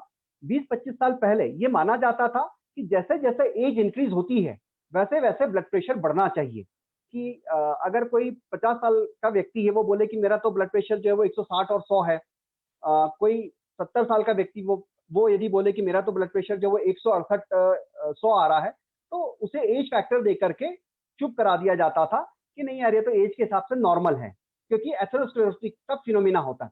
लेकिन अब जो स्टडीज कहती हैं वो ये कहती हैं कि भलाई से एक अडल्ट एज अचीव करने के बाद, मतलब आफ्टर 18 to 20 ईयर्स, यदि आप स्वस्थ हैं तब से लेकर के 100 वर्ष तक के व्यक्ति में भी जो ब्लड प्रेशर है दैट शुड रिमेन नॉर्मल। अब एज के हिसाब से ब्लड प्रेशर बढ़ना चाहिए ऐसा कोई क्राइटेरिया नहीं है जो इस बात को सपोर्ट करता है। तो there is continuous changing things, continuous changing theories in medical science, क्योंकि कहीं ना कहीं वो स्टैटिस्टिकल डाटा पर आधारित होता है। तो समय के साथ जैसे जैसे नए नए प्रेजेंटेशन होते हैं डिजीज के, नए नए तरीके से जो है उस पर वर्कआउट होता है, तो नई नई थियरीज जो है वो फिर जन्म लेती हैं। सर बिल्कुल आप सही कह रहे हैं। जैसे पहले एक मतलब वो एक धारणा बनी हुई थी कि भाई 40 इयर्स के बाद जो है वो ब्लड प्रेशर बढ़ता है और वो बढ़ेगा, इस टाइप की वो जो धारणा थी, लेकिन वो अभी चेंज हो गई है और वो हम लोग खुद भी देख रहे हैं कि आज यंग एज से जो है वो हमको पेशेंट में ब्लड प्रेशर मिल रहा है। आज कॉलेज गोइंग स्टूडेंट्स से ही जो है वो ब्लड प्रेशर बढ़ना शुरू हो गया है। तो ये जो आपने कहा वो हम देख रहे हैं डेफिनेटली। तो मतलब आज मुझे लगता है कि ऐसा नहीं है कि हमको 40 तक चुपचाप बैठना है कि हमें तो कुछ होगा ही नहीं। मतलब you have to be careful right from the age, जो आपने बोला एडल्ट की जो एज हो जाती है 18 है, उसके बाद से ही हमको मतलब ये ध्यान देना है कि यार हमारा हेल्थ स्टेटस क्या है। Right sir? Very very true ma'am, very true. तो बेसिकली देखिए उसका एक कारण और भी है। आज की तारीख में बेसिकली जो हमारी लाइफस्टाइल है ना, वो बहुत ज्यादा चेंज हो चुकी है। जिस समय हम स्कूल में थे और आज हम जब 20-25 साल बाद अपने आप को देखते हैं, तो हमारा जो उस समय जीने का तरीका था और आज का जो जीने का तरीका है, या हमारे पेरेंट्स का जो उस समय का तरीका था और आज जीने का तरीका, तो कहीं ना कहीं वो चीजों में बहुत अंतर आ चुका है। नए नए तरीके के फूड आइटम्स जो कि स्पाइसी है, सॉल्टी है, जितनी भी यंग जनरेशन है ना, हम पिज्जा बोले, बर्गर बोले, पास्ता बोले, इटालियन बोले, हम कई मैरिजेस में जाते हैं, इनफैक्ट हम घर की भी बात करें तो चाइनीज हैं, ये इस तरीके के टेस्ट इतने डेवलप हो चुके हैं, और मतलब हर तरीके का जो रस है, टेस्ट है, आज उसके लिए हर यंगस्टर जो है वो लालायित रहता है। और कहीं ना कहीं ये सारी जो चीजें हैं वो, उसको भी ले जाओ, सॉरी एक फोन आ गया है। तो इसके चलते जो है वो ब्लड प्रेशर बढ़ने का एक कारण ये है। और दूसरा कारण है आईटी सेक्टर, है ना, और जिंदगी जीने की जद्दोजहद, क्योंकि आजकल लाइफ में स्ट्रगल बहुत हो गया है, हर जगह कंपटीशन हो गया है। इवन ऑफिस में भी जो है स्ट्रेस लेवल, भलाई तो किसी भी सेक्टर का व्यक्ति हो, हर जगह वो स्ट्रेस फैक्टर बढ़ गया है। तो बढ़ा हुआ स्ट्रेस फैक्टर और इस तरीके का खान पान, ये दोनों की वजह से आज एज फैक्टर जो है वो हायर साइड से होकर के लोअर साइड में भी हमें जो है वो बीपी के पेशेंट्स देखना मिलना शुरू हो गए हैं, मतलब शुरू हो गए हैं। Now you can C racial ethnic differences, शायद मैं उसको डिस्कस नहीं किया था। तो प्राइमरी ब्लड प्रेशर में एक कारण रेशियल एंड एथनिक डिफरेंसेस भी मानी जाती है, मतलब जाती हैं। साउथ एशियन कम्युनिटीज की हम बात करेंगे तो कंपेरेटिवली इनका जो ब्लड प्रेशर है that is more as compare to American, North American, या नॉर्थ अमेरिकन का और ज्यादा बताया गया as compare to other communities. तो कहीं ना कहीं इस तरीके के रेशियल डिफरेंसेस जो है वो भी प्राइमरी ब्लड प्रेशर में कारण बताए गए हैं। चलिए अब मैं आता हूँ सेकेंडरी ब्लड प्रेशर पे। आई होप मैं बहुत ज्यादा फास्ट तो डिस्कस नहीं कर रहा हूँ, मेरी वॉइस और मेरा एक्सप्लेनेशन रिदम में है मैम? जी सर, बिल्कुल क्लियर है और उसमें कोई प्रॉब्लम नहीं है। And I think speed is also good, मेरे ख्याल से तो हमें कोई दिक्कत नहीं आ रही है समझने में चीजों को। Actually the purpose of the lecture should be solve. जी मैं यहाँ मैं यहाँ बैठ करके अगर बहुत फास्ट बोल रहा हूँ और पता लगा व्यूअर्स को, ऑडियंस को अगर वो बहुत फास्ट लग रहा है, so there is no fun in continuing. I have to reduce my speed then. बिल्कुल बिल्कुल सर। नहीं मेरे ख्याल से सर मेरा ख्याल है थोड़ा सा, मेरा सजेशन थोड़ा सा आप स्लो बोलेंगे तो भी अच्छा लगेगा हमें। श्योर, मतलब स्पीड स्लो। जी बिल्कुल बिल्कुल जी। देखिए दी सेकेंडरी ब्लड प्रेशर के अब कुछ कॉजेज हैं। वैसे तो बहुत सारे फैक्टर्स होते हैं सेकेंडरी ब्लड प्रेशर के भी, लेकिन जो कॉमनेस्ट कॉज है उन्हीं को मैंने यहाँ पर इंक्लूड किया है। तो सबसे पहले है फ्यू रीनल डिजीजेस, तो PKCD that is polycystic kidney disease, जहाँ पे कि रीनल में बहुत सारी सिस्ट हो जाती हैं। सीकेडी मतलब क्रॉनिक किडनी डिजीज, और रीनल आर्टरी स्टेनोसिस, ये किडनी से संबंधित कुछ कारण है जिनमें की ब्लड प्रेशर हाई रहता है। तो यहाँ पर आपको जो है वो किडनी से संबंधित जो विकृति उसको ठीक करना है, तो आपका ब्लड प्रेशर ठीक हो पाएगा। सर प्रीवियस स्लाइड, पहले वाली स्लाइड सर।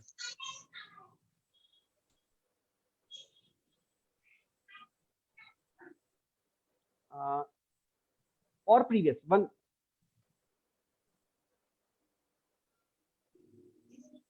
नहीं आगे की स्लाइड सर, इससे आगे और आगे। हाँ जी सर, बस। तो ये किडनी से रिलेटेड कुछ कॉजेज हैं जिनमें की ब्लड प्रेशर बढ़ता है। अब इनसे हमने सेकेंडरी ब्लड प्रेशर क्यों बोला? क्योंकि यहाँ पे हमें उस किडनी डिजीज को अगर ठीक करेंगे तो ब्लड प्रेशर ठीक होगा, क्योंकि यहाँ पे हमें कारण मिल रहा है।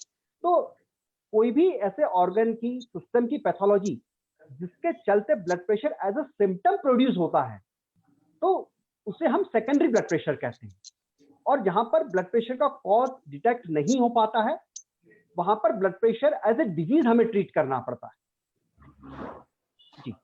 फिर कुछ एंडोक्राइनल डिसऑर्डर्स भी हैं, जैसे कि हाइपोएल्डोस्टेरोनिज्म, कुशिंग सिंड्रोम, फियोक्रोमोसाइटोमा, थायरोटॉक्सिकोसिस, मिक्सोडीमा। तो हाइपर एल्डोस्टेरोनिज्म मतलब एड्रिनल ग्लैंड से निकलने वाला, एड्रिनल कॉर्टेक्स की 3 लेयर, मैं अब उसके डिटेलिंग में नहीं जाऊंगा, तो एड्रिनल कॉर्टेक्स से निकलने वाला जो एल्डोस्टेरोन हार्मोन होता है, basically it is a mineral corticoid. तो जब भी किसी भी कारण से यदि शरीर में ब्लड में उसकी मात्रा अधिक होगी तो it will imbibe more sodium and water retention in the blood. वो ब्लड में ज्यादा पानी को और सोडियम आयंस को एब्जॉर्ब करेगा, जिसके चलते सिस्टम में ब्लड ज्यादा हो जाएगा, ब्लड वॉल्यूम बढ़ जाएगा, और ब्लड वॉल्यूम बढ़ने से जो है वो ब्लड प्रेशर बढ़ेगा।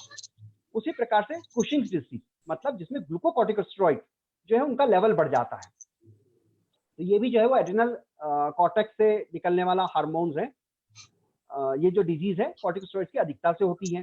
फियोक्रोमोसाइटोमा, जिसमें कि एड्रेनलिन और नॉन एड्रेनलिन ये जो हार्मोन्स हैं, तो इट इज बेसिकली जो फियोक्रोमोसाइटोमा है, it is a tumorous growth of adrenal medulla, जिसमें कि एड्रेनलिन और नॉन एड्रेनलिन ये जो दो हार्मोन्स होते हैं उनकी अधिकता हो जाती है, जिसके चलते वैसोप्रेशर एक्शन होता है, वैसोकॉन्स्ट्रिक्शन होता है और बीपी जो है वो हायर साइड पे जाता है।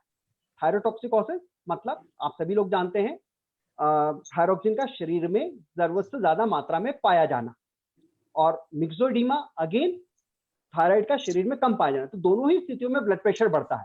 थायरोटॉक्सिकोसिस में बेसिकली हार्ट की कॉन्ट्रैक्टिलिटी बढ़ करके ब्लड प्रेशर बढ़ेगा, क्योंकि thyroid it always leads to increased contraction of heart. उसी प्रकार से myxoedema, myxoedema it is the low thyroid volume in the blood. तो इसमें there is myxomatous accumulation in the body, जिसके चलते देयर इज फ्लूइड एक्यूमुलेशन। तो जरूरत से फ्लूइड एक्यूमुलेट होगा तो भी बीपी बढ़ेगा। तो इसलिए थायराइड की कमी से और थायराइड के बढ़ने से दोनों ही स्थितियों में जो है ब्लड प्रेशर है वो हायर साइड होता है। और इस पॉइंट को मेरे ख्याल से मैंने प्रीवियस स्लाइड में डिस्कस कर चुका हूं मैं। Drug induced excessive intake of oral contraceptive pills, glucocorticosteroid, cyclosporine, ये कुछ ऐसे ड्रग्स हैं जिनकी वजह से भी जो है वो बीपी हाई हो सकता है। जहां साइक्लोस्पोरिन है again it is an immunosuppressant drug, तो उनका भी जो है वो as a side effect BP जो है वो बढ़ता है। तो इन कॉजेस को समझने के पश्चात अब हम बात करते हैं सिम्टम्स की। तो जैसा कि आप लोग देख पा रहे होंगे स्लाइड में, एज पर दी कॉज सिम्टम्स भी जो है वो मैंने दो अलग अलग कैटेगरीज में रखे हैं। सबसे पहले प्राइमरी हाइपरटेंशन के फलस्वरूप होने वाले सिम्टम्स। तो in 95% cases no symptoms are found. ये सबसे बड़ी बात है और सबसे चिंता की भी बात है और अच्छी भी बात है। पर अच्छे से ज्यादा चिंता की बात है कि बीपी पेशेंट्स में है लेकिन उसके कोई सिम्टम्स अपीयर नहीं हो रहे हैं। तो अंदर ही अंदर कहीं ना कहीं वो व्याधि जो है वो अपना शरीर में अपनी जड़ जमा चुकी है, लेकिन वो बाहर से किसी सिम्टम के रूप में पेशेंट में परिलक्षित नहीं हो रही है। तो सर ये तो एक्चुअली चिंता की ही बात है कि सिम्टम्स हमको नहीं दिख रहे हैं जी। तो और 95% कहा है आपने, लाइक 95% में अगर सिम्टम्स नहीं है तो कैसे हम आइडेंटिफाई कर पाएंगे हाइपरटेंशन? बिल्कुल मैम, देखिए ये भी एक मतलब आप सवाल सारे बहुत ही अच्छे पूछ रहे हो और उसका क्लियरेंस भी बहुत जरूरी है। पहले बात तो मैंने अच्छा इसलिए बोला कि पेशेंट के लिए अच्छा है। पेशेंट जो है वो तनाव में नहीं रहता है, अरे बोले मुझे कोई समस्या ही नहीं है, लेकिन जब डॉक्टर बीपी देखता है तो ये एक ऐसी बीमारी है जिसको देख करके डॉक्टर तनाव में आ जाता है और फिर पेशेंट को समझाता है कि भाई आप में कोई सिम्टम्स नहीं है तो भी जो है आपको बीपी का इलाज लेना जरूरी है जी। और उसको सुनने के बाद फिर पेशेंट्स में जो है आगे से सिम्टम्स अपीयर होते हैं। तो one of the very interesting thing कि अभी तक जब पेशेंट को नहीं पता था कि मेरा बीपी बढ़ा हुआ है तो he was very comfortable and he used to feel himself very healthy. लेकिन जब किसी कारण से कोई पेशेंट जो है, मान लीजिए सर्दी जुकाम का पेशेंट है, 40+ की एज है, तो इसीलिए रिकॉर्ड हमेशा एक गाइडलाइंस दी गई है कि 40+ पेशेंट या 35+ पेशेंट एज के जो भी पेशेंट्स हैं रूटीनली उनका बीपी जो है वो मॉनिटर किया जाना चाहिए, भलाई से उस पेशेंट को बीपी से रिलेटेड कोई सिम्टम्स हो या ना हो। तो ऐसे केसेस में जो रेगुलर मतलब जो आजकल चेकअप्स हो गए, हेल्थ चेकअप्स हो गए या एग्जीक्यूटिव हेल्थ चेकअप्स हो गए, तो वो जो आजकल बोला जाता है कि भाई आप ईयरली करवा लें ताकि उसमें अगर कोई चीज पकड़ में आ सकती है हमारे, जी वो चीज हो सकती है। और जो मेरे को लगता है सर, एक मेरी सोच है कि जैसे अपन ने यंग एज वाली बात की, कि आजकल यंग एज में भी हो जाता है। तो जस्ट जैसे जो नए कॉलेज गोइंग स्टूडेंट्स है या जो ग्रेजुएट है वो लोग जब वर्क करना शुरू करते हैं तो एक कॉर्पोरेट में जाते हैं तो एक जनरल वो भी बन गया है कि नहीं पहले एक आपका हेल्थ चेकअप करवाएं और उसके बाद मतलब एक हमको आइडिया रहे। तो उसमें भी मेरे ख्याल से काफी लोगों को पता चल जाता होगा अगर यंग एज में भी कुछ आ रहा है तो, right? Very true madam, very true. Actually in investigations का एक पर्पस ये भी होता है कि कोई ऑकल्ट डिजीज मतलब जो कि शरीर में छुपी हुई है, जिसके बाहर से हमें लक्षण अभी आज की तारीख में नहीं दिख रहे हैं, तो उन डिजीज को हम समय पूर्व ही टेक्नोलॉजी और इंस्ट्रूमेंट्स की मदद से कैच कर सके। यही इन इन्वेस्टिगेशन का पर्पस होता है।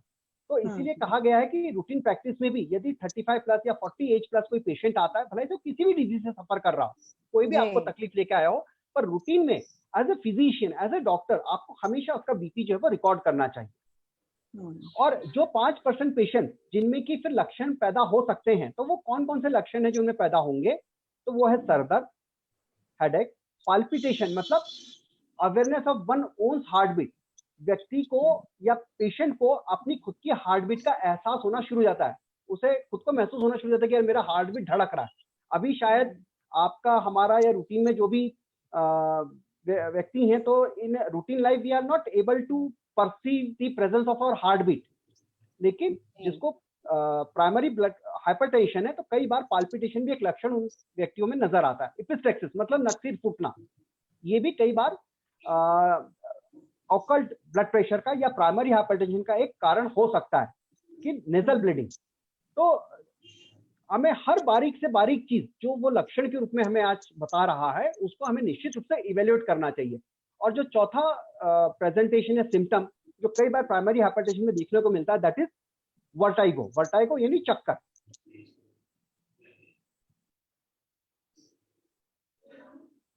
सॉरी, एक फोन आ गया था। ओके, हाँ सर, आप म्यूट हो गए थे। जी। तो ये 4 प्रकार के लक्षण जो सामान्यतः प्राइमरी हाइपरटेंशन में देखने को मिलते हैं। अब बात करते हैं हम कि सेकेंडरी हाइपरटेंशन में हमें कौन सा लक्षण देखने को मिल सकते हैं। तो जैसे कि मैंने ऑलरेडी प्रीवियस स्लाइड में आप लोगों से डिस्कस किया है कि सेकेंडरी हाइपरटेंशन में एक तो हमें उन ऑर्गन्स या उन डिजीज से रिलेटेड सिम्टम्स मिलेंगे, जैसे पियोक्रोमोसाइटोमा है मान लीजिए, है ना, it is the tumorous growth of adrenal medulla. तो इसमें पाल्पिटेशन है, स्वेटिंग है, सीवियर हेडेक है और मैलिग्नेंट हाइपरटेंशन, ये हमें देखने को मिलता है। जब हम इन्वेस्टिगेशंस करवाते हैं तो पता लगता है कि ब्लड कैटेकोलामिन का लेवल बहुत बड़ा हुआ है, यूरिन में भी जो है कैटेकोलामिन जा रहा है ना। उसी प्रकार से यदि किडनी डिजीज की वजह से अगर बीपी बढ़ा हुआ है, तो किडनी डिजीज के जो दूसरे सिम्टम्स हैं कि उसका सीरम क्रिएटिनिन है, यूरिया है, ये भी बढ़ा हुआ मिलेगा। तो कौन सा सिस्टम इन्वॉल्व हुआ है, कौन सा ऑर्गन इन्वॉल्व हुआ है, उसके हिसाब से सेकेंडरी हाइपरटेंशन में जो है वो हमें सिम्टम्स अपीयर होंगे। और अब जैसे कि आप लोग नीचे स्लाइड में देख पा रहे होंगे, symptoms and complications due to affection of target organ. तो जो प्राइमरी हाइपरटेंशन है, अभी मैं सेकेंडरी की बात नहीं कर रहा हूं, अब मैं वापस से प्राइमरी हाइपरटेंशन की बात कर रहा हूं। तो प्राइमरी हाइपरटेंशन मुख्य रूप से हार्ट को, किडनी को, रेटिना को और ब्रेन को अफेक्ट करता है अगर बीपी हमारा लंबे समय से अनकंट्रोल्ड हो। तो कार्डियोवैस्कुलर सिस्टम मतलब हार्ट को अगर अफेक्ट करता है बीपी, तो उसके चलते हाइपरट्रॉफी होती है, कार्डियोमेगली होती है और लंबे समय में पेशेंट को जो डिस्निया मतलब चलते समय उसको श्वास कृच्छता, चलने में सांस फूलेगी और कई बार उसका एंजाइनल चेस्ट पेन भी हो सकता है। तो ये as a affection of target organ की वजह से सिम्टम्स अपीयर हो रहे हैं। तो ब्लड प्रेशर की वजह से यदि हार्ट सीवियरली इन्वॉल्व हो गया हो तो उस कंडीशन में एंजाइनल चेस्ट पेन और डिस्निया देखने को मिलेगा। किडनी इन्वॉल्व होती है तो हिमैचुरिया मतलब presence of blood in urine, क्योंकि अगर ब्लड प्रेशर बहुत ज्यादा रहा तो किडनी की जो भी फाइन कैपिलरीज हैं वो भी बस्ट होती हैं और जो ग्लोबुला हैं उन पर भी जो है वो because of the excess pressure, क्योंकि ये सब महीन रचना है शरीर की, तो वो उतने प्रेशर को विथस्टैंड नहीं कर पाते हैं और उनमें भी जो है वो ब्रेकेज होता है, फाइन कैपिलरीज में भी ब्रेकेज होता है, जिसके चलते ब्लड जो है वो यूरिन में अपीयर होता है। उसी प्रकार से रात में यूरिन जाने की मात्रा बढ़ जाती है, तो नॉक्चूरिया ये भी जो है वो हमें किडनी डिजीज के अफेक्शन में मिल सकता है। पॉलीयूरिया मतलब सामान्यतः जितनी बार एक हम मान के चलते हैं कि एक व्यक्ति सामान्यतः जो है वो 1.25 लीटर से लेकर के 2 लीटर तक यूरिन पर डे आउटपोर करता है, यूरिन को पास करता है, डिपेंडिंग ये जब हम मान के चलें कि उसकी जो लाइफस्टाइल है वो नॉर्मल है। यदि कोई वाटर कम ड्रिंक करता है और मसल एक्सरसाइज ज्यादा करता है तो उस केस में डेफिनेटली यूरिन आउटपुट उसका कम रहेगा। उसी प्रकार से यदि रेटिना इन्वॉल्व होता है तो उस कंडीशन में ब्लड विजन, क्योंकि ये आप भी समझते हैं कि किसी भी कारण से यदि रेटिना पे डैमेज हुआ तो हमारी जो फोकस है होती है इमेज वो प्रॉपर नहीं हो पाएगी और उससे ब्लड विजन और आगे चल के रेटिनल डिटैचमेंट के फलस्वरूप सडन ब्लाइंडनेस भी हो सकता है। और अगर ब्रेन इन्वॉल्व हुआ तो जो मोस्ट कॉमन पैरालिसिस का अटैक आ गया तो जो मीडियल सेरिब्रल आर्टरी है, एंटीरियर सेरिब्रल आर्टरी है, पोस्टीरियर सेरिब्रल आर्टरीज है, ये अगेन बहुत फाइन आर्टरीज होती हैं और ये ज्यादा ब्लड प्रेशर को विथस्टैंड नहीं कर पाती हैं। तो ब्लड प्रेशर हाई होने की वजह से इनमें भी हेमरेज होकर के पैरालिटिक अटैक आ सकता है। देखिए मैं आपको एक सरल शब्दों में अगर समझाना चाहूं तो heart is nothing, it is just like a motor और जो ब्लड वेसल्स हैं दे आर लाइक पाइप्स। तो सामान्यतः हम एक अगर रूटीन लाइफ में भी देखते हैं कि अगर मोटर का प्रेशर ज्यादा रहेगा तो उसमें से जो पाइप्स है उसमें से फ्लो करने वाला जो पानी है उसका प्रेशर भी ज्यादा रहेगा। और यदि पाइप हमारे पुराने हो जाएं या पाइप हमारे बहुत पतले हैं तो उस कंडीशन में वो पानी जो है अपने प्रेशर से उन पाइप को फोड़ देता है, उसको बस्ट कर देता है। तो वही चीज यहाँ पर हमारे बॉडी में है। तो यहाँ पर मोटर की जगह जो है वो हार्ट है और पानी की जो नलियां हैं उसकी जगह यहाँ पे ब्लड वेसल्स हैं और पानी की जगह ब्लड है, बट नेचुरल। जी। अब हम आते हैं next slide, that is complications, है ना। तो अब इस पे मैं ज्यादा डिस्कस नहीं करूंगा, ऑलरेडी मैंने इन पॉइंट्स को डिस्कस कर लिया है। तो रेटिनोपैथी, कार्डियोमायोपैथी, नेफ्रोपैथी, स्ट्रोक यानी पैरालिसिस जिसकी मैंने बात करी है, हाइपरटेंसिव एंसेफेलोपैथी कि ब्लड प्रेशर की वजह से कई बार पेशेंट जो है डेलिरियम की कंडीशन में आ जाता है, उसे there is disorientation of his time, place and his identity, है ना। वो बिल्कुल एक प्रलाप वाली कंडीशन में, मोह की कंडीशन में आ जाता है, उसे अपने आसपास की चीजों का ज्ञान नहीं होता है। So that is hypertensive encephalopathy. और इसका ये कारण होता है कि ज्यादा ब्लड प्रेशर की वजह से कई बार वेसोकॉन्स्ट्रिक्शन हो जाता है। ब्रेन को जाने वाली जो वेसल्स हैं, कभी भी आप इस चीज को ध्यान में रखिए जितने भी व्यूवर्स यहाँ पर है कि जब भी ब्लड प्रेशर ज्यादा होगा तो उस समय as a protective mechanism brain को जाने वाली जो वेसल्स हैं उनमें वेसोकॉन्स्ट्रिक्शन हो जाएगा। और जब ब्रेन को जाने वाली वेसल्स में वेसोकॉन्स्ट्रिक्शन हो जाएगा तो बट नेचुरल है ब्रेन को जाने वाला ब्लड भी कम हो जाएगा। और ब्रेन को जाने वाला ब्लड यदि कम हो जाएगा तो उसके फलस्वरूप ब्रेन को ऑक्सीजन, ग्लूकोज ये सब कम मिलेगा। और एंसेफेलोपैथी जो है, जैसा कि मैंने आपको बताया, डेलिरियम है, डिसओरिएंटेशन ऑफ टाइम है, प्लेस है और अपना ज्ञान नहीं होना, ये सब लक्षण उसमें उत्पन्न होंगे। तो retinopathy, cardiomyopathy, nephropathy, stroke and hypertensive encephalopathy. और पांचवा जो कॉम्प्लिकेशन है दैट इज एथेरोस्क्लेरोसिस। देखिए एथेरोस्क्लेरोसिस अपने आप में ब्लड प्रेशर का कारण है। एथेरोस्क्लेरोसिस की वजह से भी हाई ब्लड प्रेशर होता है और एक बार अगर एथेरोस्क्लेरोसिस हो गया तो वो भी फिर ब्लड प्रेशर को बढ़ाता है। तो वाइस वर्सा दोनों एक में को बढ़ाते हैं। और एक और मैंने यहाँ पर टर्म यूज किया है एथेरोस्क्लेरोसिस के साथ में, दैट इज अन्यूरिज्म। तो अन्यूरिज्म मतलब that is the localized dilatation of blood vessel, उसको हम अन्यूरिज्म बोलते हैं। जब बार बार ब्लड का प्रेशर अपनी वेसल्स पर पड़ता रहता है तो वेसल्स का एक हिस्सा समय के साथ धीरे धीरे जो है वो उसका जो लोकलाइज्ड पोर्शन है उसका साइज बढ़ जाता है और वो एक बलून शेप में अलग से ही हमें नजर आता है, उसी को हम अन्यूरिज्म कहते हैं। तो जैसे कि सर ने अब नेक्स्ट स्लाइड मेरे सामने रख दी है, दैट इज इन्वेस्टिगेशन। तो ब्लड प्रेशर में भी कुछ इन्वेस्टिगेशन किए जाने चाहिए और आवश्यकता के अनुसार कराए भी जाते हैं। इन इन्वेस्टिगेशन को कराने के जो है वो कई कारण हो सकते हैं या कई कारणों से इन्वेस्टिगेशन कराई जाती है। सबसे पहला कारण है टू नो द कॉज। हम ये जानना चाहते हैं कि ब्लड प्रेशर का कॉज क्या है ना। अगर प्राइमरी रहा तो डेफिनेटली कॉज हमें देखने को नहीं मिलेगा, लेकिन अगर सेकेंडरी ब्लड प्रेशर है तो उस कॉज को पता करना बहुत आवश्यक है, क्योंकि मूल व्याधि को ठीक करने के पश्चात ही ब्लड प्रेशर को हम ठीक कर सकते हैं। दूसरा जो कारण होता है to know the comorbid conditions, है ना, कि मतलब ब्लड प्रेशर के साथ में और कौन कौन सी डिजीजेज हैं जिनको कि हमने ठीक करना है।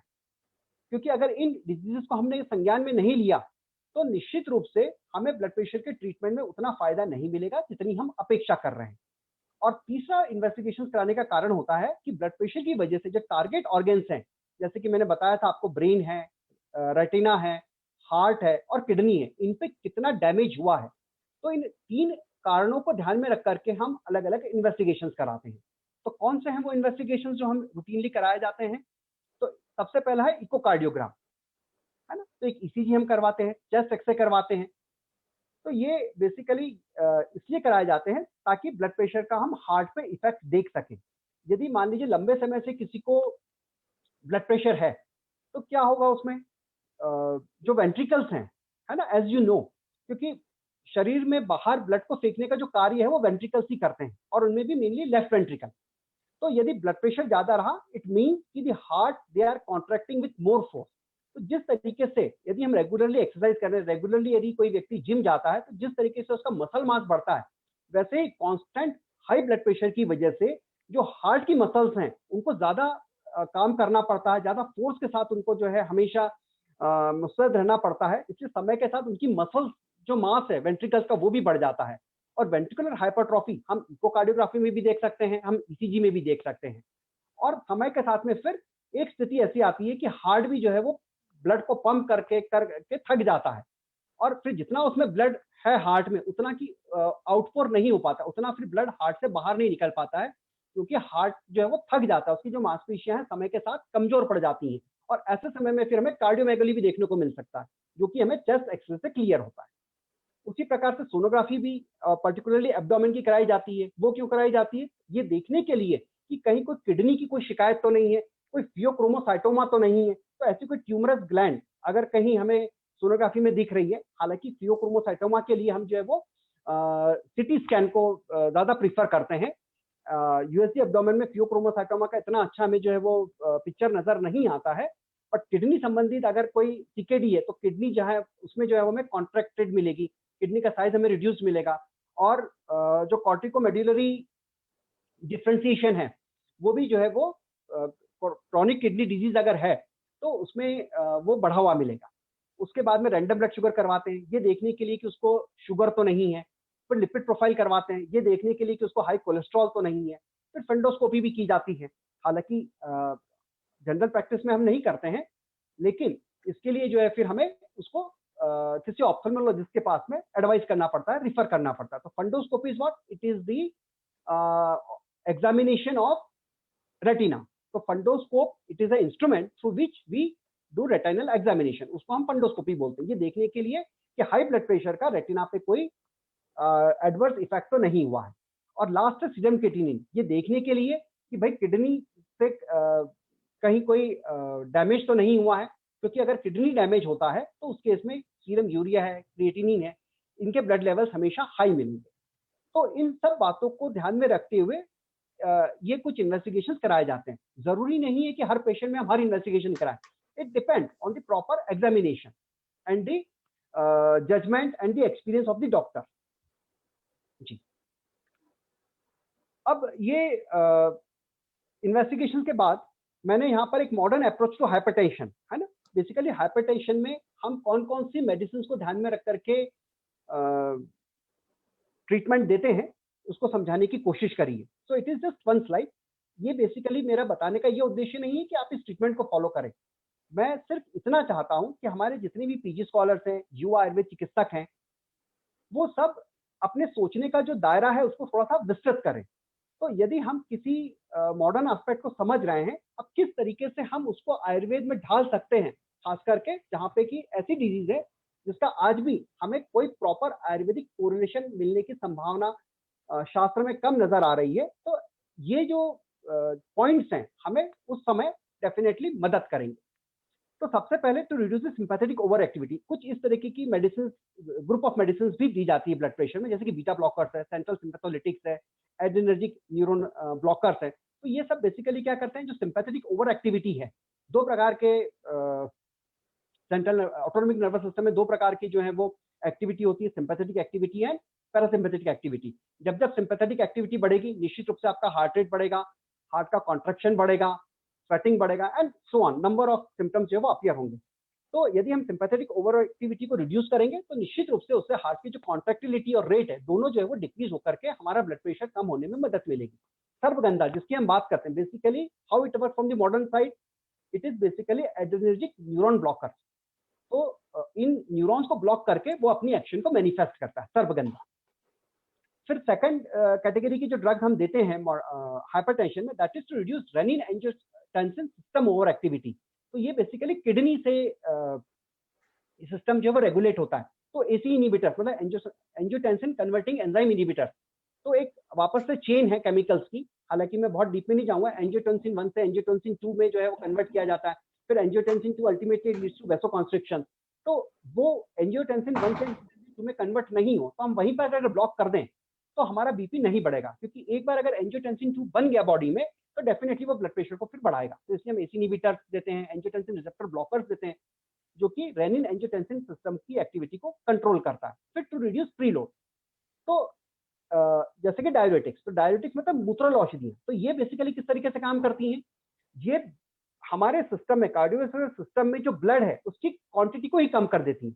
यदि सिस्टम में ब्लड कम रहेगा तो निश्चित रूप से हार्ट को भी जो है वो अपना ब्लड पंप करने के लिए कम प्रेशर एक्सर्ट करना पड़ेगा, और इनडायरेक्टली जो है वो ब्लड प्रेशर में हमें फायदा मिलेगा। Then next and last, to reduce peripheral resistance along with negative inotropic and chronotropic effect, that is calcium channel blocker. अब एक कैटेगरी ऑफ ड्रग्स वो भी हो सकती है जो कि हार्ट की रेट को कम करे और हार्ट की कॉन्ट्रैक्टिलिटी को कम करे। तो ऐसे ड्रग जो कि हार्ट की कॉन्ट्रैक्टिलिटी को कम करे, क्योंकि यदि हार्ट की कॉन्ट्रैक्टिलिटी कम होगी तो निश्चित रूप से प्रेशर कम जनरेट होगा, प्रेशर कम जनरेट होगा तो ब्लड प्रेशर, सिस्टोलिक जो ब्लड प्रेशर वो डाउन हो जाएगा।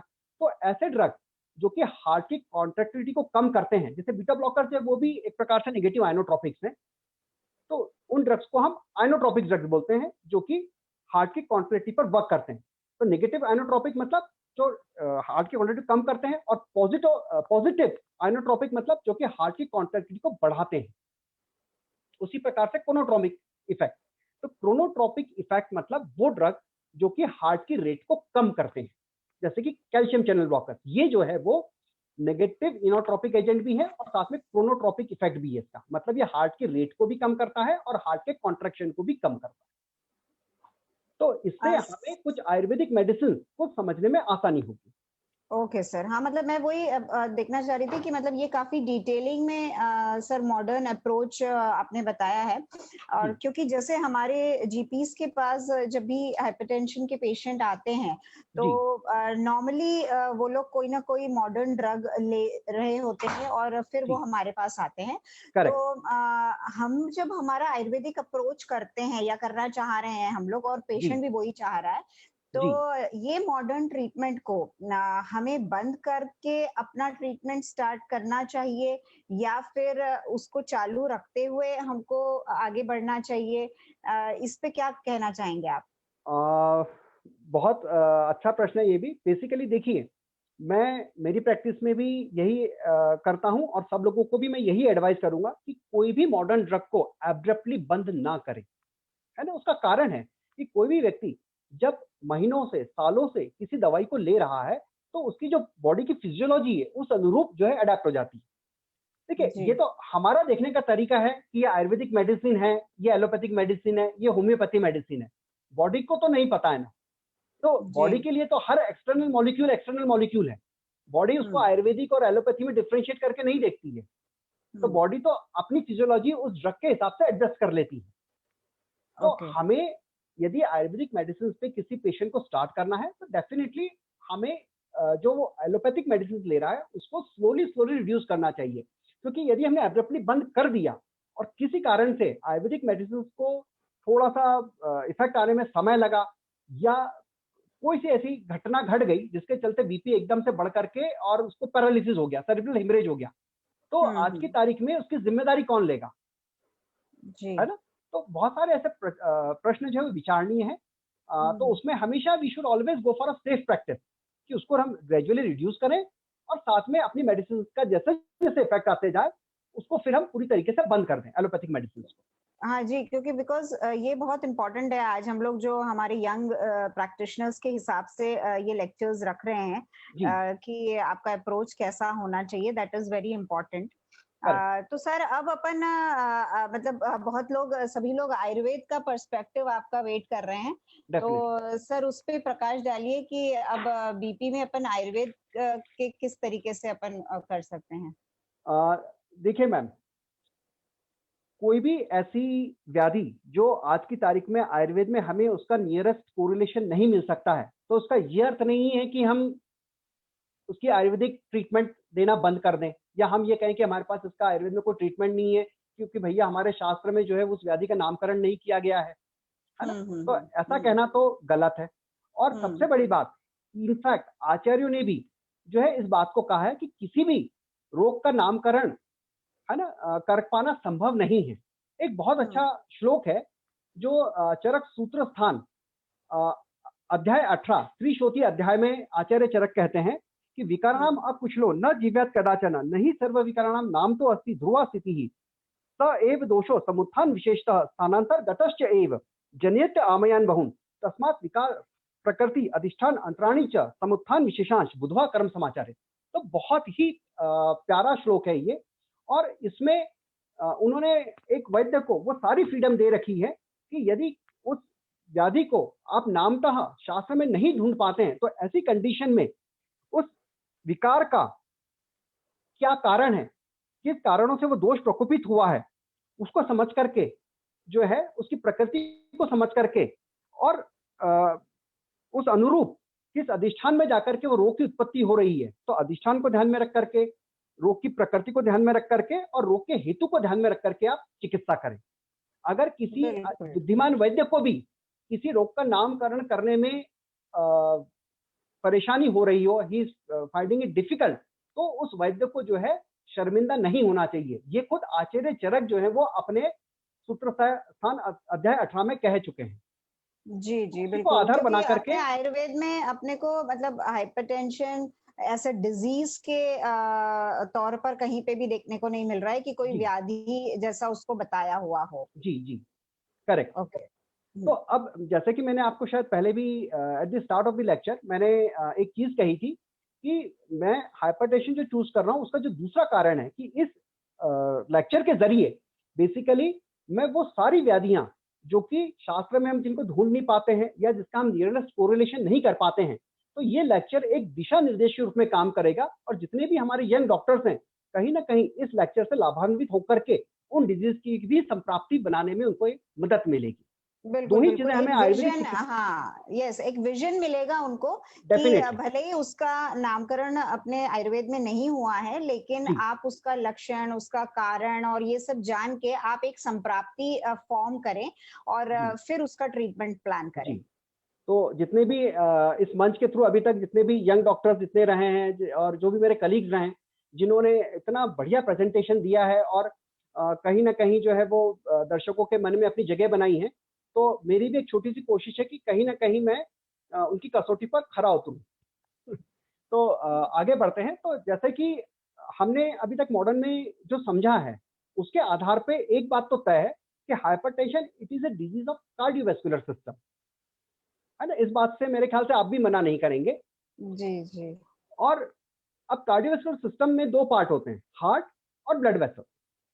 तो अब आयुर्वेद दृष्टि से हमें हार्ट को रेगुलेट करने वाले फैक्टर और साथ में उन वेसल्स को रेगुलेट करने वाले जो फैक्टर, मतलब त्रिदोष, हार्ट को रेगुलेट करने वाले तीनों दोष और वेसल्स को रेगुलेट करने वाले तीनों दोष, उनको हमें संज्ञान में लेना पड़ेगा।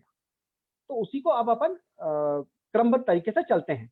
तो जैसे कि मैंने यहाँ पर अपनी स्लाइड में दिखाया है, द एक्टिविटी ऑफ हृदय इज कंट्रोल्ड बाय व्यान वायु, साधक पित्त एंड अवलंबक का। तो व्यान वायु का बेसिकली क्या कर्म है, वो हृदय का आकुंचन करेगी। शरीर की जितनी भी गतियां हैं वैसे तो वो सब व्यान के अधीन ही है, तो उसी के अंतर्गत जो हृदय की भी जो गति है, आकुंचन है, प्रसारण है, जो सिस्टोलिक है, जो डायस्टोल है हार्ट का, रिलैक्सेशन एंड कॉन्ट्रैक्शन, वो सब व्यान के अधीन है। और जितना ज्यादा कॉन्ट्रैक्शन फोर्सफुल होगा हार्ट का, उतना ज्यादा हम ये मान के चलेंगे कि बीपी बढ़ेगा, है ना। उसी प्रकार से जो साधक पित्त है उसका क्या काम होता है, साधक पित्त जो है वो बेसिकली जितने हमारे इच्छित मनोरथ है उनको पूरा करने में वो हमें प्रेरणा देता है, ये साधक पित्त का काम होता है। और जो अवलंबक कफ है वो हृदय का अवलंबन करता है, मतलब हृदय को टेका देता है, सहारा देता है, ताकि हार्ट में जो व्यान वायु है वो जरूरत से ज्यादा आकुंचन न कराए और साधक पित्त कुछ इस तरीके के मनोरथ न कर ले जिससे कि हार्ट को बहुत ज्यादा काम करना पड़े। तो वो कहीं ना कहीं विकृत जो वात है, जो कुपित वात है और कुपित जो साधक पित्त है, कहीं ना कहीं वो उसकी एक्टिविटी को नॉर्मलाइज करने की कोशिश करता है, अवलंबक कफ। तो ये जो 3 दोष हैं, ये हाइपरटेंशन में इनकी भूमिका को हम समझ सकते हैं। Next slide please. अब इस पे मैं स्लाइड पे बिल्कुल नहीं जाना चाहूंगा, जैसे कि अपन ऑलरेडी हमने चर्चा करी है अभी कि बहुत सारे ऐसे पर्याय हैं जो शास्त्र में डिजीजेज हैं जिनके साथ पूर्ववर्ती जितने ऑथर्स हैं उन्होंने उसको कोरिलेट किया है। तो रक्तगतवात, शिरागतवात, पित्त आवृतवात, रक्त आवृतवात, पित्त उदानवात, पित्त आवृत व्यान वायु, धमनी प्रतिचय। तो ऐसे आपको इसके अलावा भी बहुत सारे ऐसे कोरिलेशन शास्त्र में मिल जाएंगे, या मॉडर्न शास्त्र में तो नहीं मिलेंगे, मॉडर्न जितने जो ऑथर्स हैं उनके कोरिलेशंस मिल जाएंगे।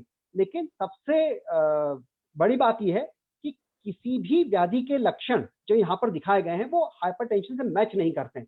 इन सबके तो लक्षण है, और बीपी में तो हम ये कह रहे हैं कि 95% केसेस में तो बीपी असिम्प्टोमेटिक होता है। तो कहीं ना कहीं इनको बीपी के साथ कोरिलेट करना वो मुझे थोड़ा सा कम जचता है। तो फिर बीपी को हम क्या माने, तो इसी को मैंने नेक्स्ट स्लाइड में समझाने की कोशिश की है। तो जैसा कि आप लोग देख सकते हैं, आज की तारीख में present terminology now accepted for BP is व्यान बल। क्योंकि जितना व्यान का बल होगा, व्यान वायु जितने फोर्स के साथ हार्ट को कॉन्ट्रैक्ट करेगी, उतने ही ज्यादा मात्रा में बीपी की वैल्यू बढ़ी हुई रहेगी। इसलिए नॉर्मल बीपी इज व्यान बल और हाई बीपी इज उच्च व्यान बल। तो किसी भी कारण से यदि बीपी बढ़ता है तो hypertension in Ayurvedic parlance is therefore called as उच्च व्यान बल प्रोड्यूस्ड बाय व्हाटएवर पैथोजेनेसिस। जो भी कारण हो, जो भी संप्राप्ति हो, अल्टीमेट इफेक्ट क्या है, बीपी बढ़ा हुआ। तो उसे हम उच्च व्यान बल के नाम से कहेंगे। और अब उस उच्च व्यान बल का क्या कारण है, क्यों वो बढ़ी, उसके हिसाब से फिर हम ट्रीटमेंट करेंगे। उसको हम नेक्स्ट स्लाइड में देखते हैं। The probable mechanism for above sir sorry, मैं वो टोक रही हूँ। प्लीज बोलिए मैम। एक्चुअली उच्च व्यान बल ये वर्ड थोड़ा सा मतलब हमारे लिए नया है। उच्च रक्तचाप ये वर्ड जरूर हमने सुना है हाई बीपी के लिए, लेकिन उच्च व्यान बल ये शब्द जरूर नहीं सुना था। तो उच्च रक्तचाप आज तक सुनते आ रहे हैं, उसके बारे में मतलब फिर क्या कहेंगे आप? मैम देखिए, आज भी हम भी पहले उच्च रक्तचाप ही सुनते आए थे, और आज भी हम जहां बैठे हैं पेशेंट्स उच्च रक्तचाप या हाई बीपी बोलकर ही आता है। बट बेसिकली उच्च रक्तचाप कोई आयुर्वेदिक टर्मिनोलॉजी नहीं है, that is just an Hindi translation of that English term hypertension. Hyper is उच्च एंड टेंशन इज चाप, है ना। तो इसलिए हम बोल रहे हैं उच्च रक्तचाप। तो that is simple Hindi translation of the term high blood pressure, पर वो कोई आयुर्वेदिक संज्ञा नहीं हुई। और हम जो है बोलते हैं कि अच्छा आयुर्वेद में हाई ब्लड प्रेशर क्या बोलते हैं, तो कहीं ना कहीं शायद हो सकता है बहुत से जो स्टूडेंट्स हो वो अभी भी उसको उच्च रक्तचाप बोले, but that is not an Ayurvedic term, that is an Hindi translation of hypertension.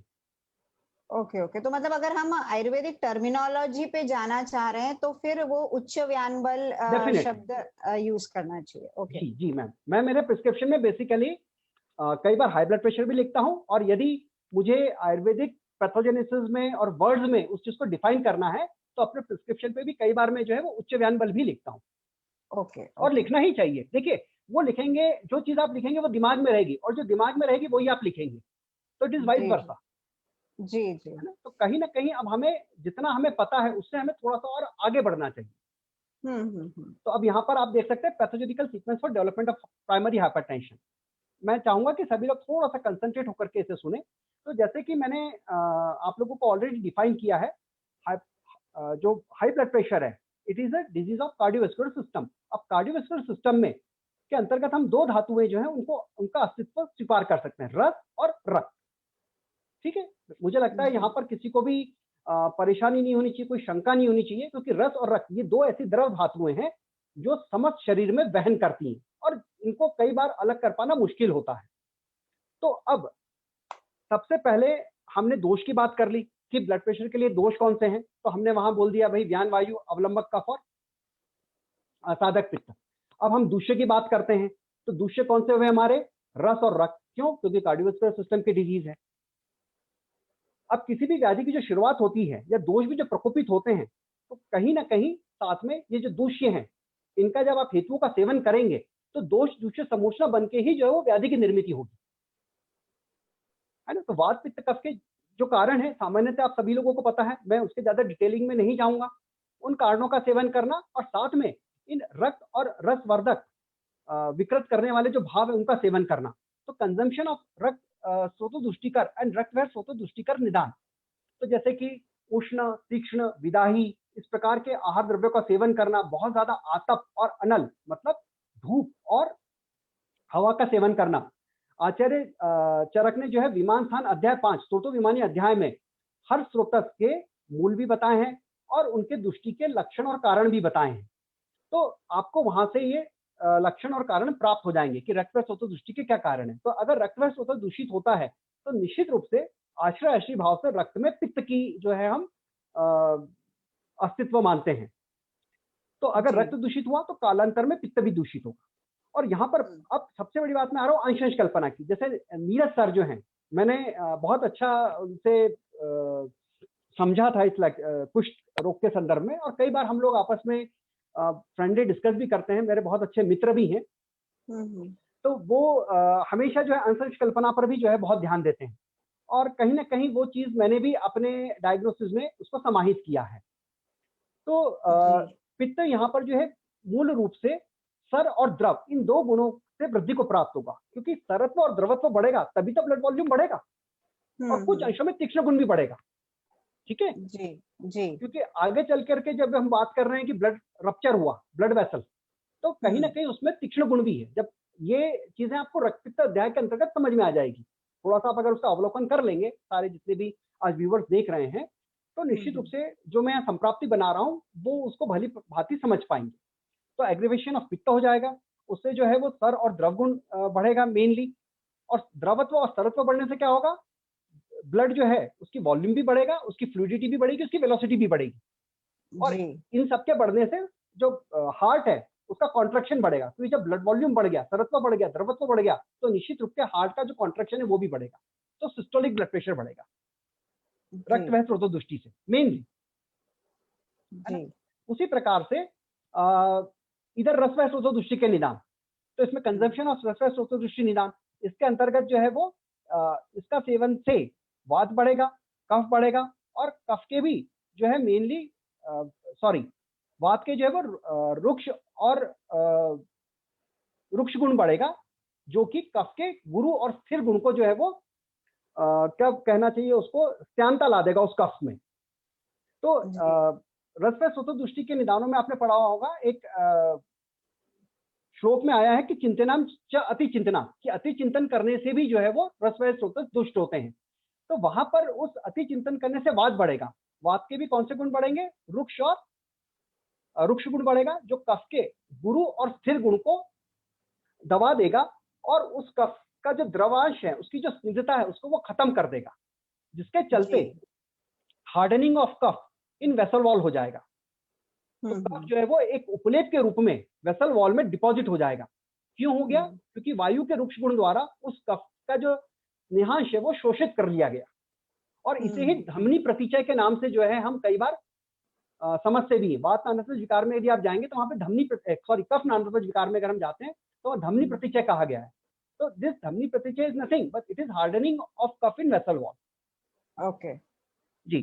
तो अब इसके बाद में अगर कफ, जैसे कि मैंने आपको समझाया है, यहाँ पर अवरोधात्मक संप्राप्ति के रूप में वो काम कर रहा है, so it is can be evaluated in form of increased peripheral resistance, है ना। शुरुआत में ही हमने बोला था कि पेरिफेरल रेजिस्टेंस जो है वो ब्लड के फ्लो के ऑपोजिट में एक फोर्स है जो कि ब्लड के फ्लो को रोकने की कोशिश करता है। तो इस हार्डनिंग ऑफ वेसल वॉल से इंक्रीजिंग पेरिफेरल रेजिस्टेंस हुआ। अब यहाँ पर आप देखेंगे मैंने एक हॉरिजॉन्टल एरो बनाया है, तो इंक्रीज इन पेरिफेरल रेजिस्टेंस जहां बढ़ा उससे कंपेंसेटरी इंक्रीज ऑफ ज्ञान वायु हुआ, क्योंकि वायु जो है आवरक और आवरण, इसकी भी चर्चा जो है वो मैंने एक क्वेश्चन भी पूछा था डॉक्टर संदीप से, और उन्होंने बहुत अच्छे से उसका जवाब दिया था, राणेश जी ने आवरण और आवरक के रूप में उसको समझाया था।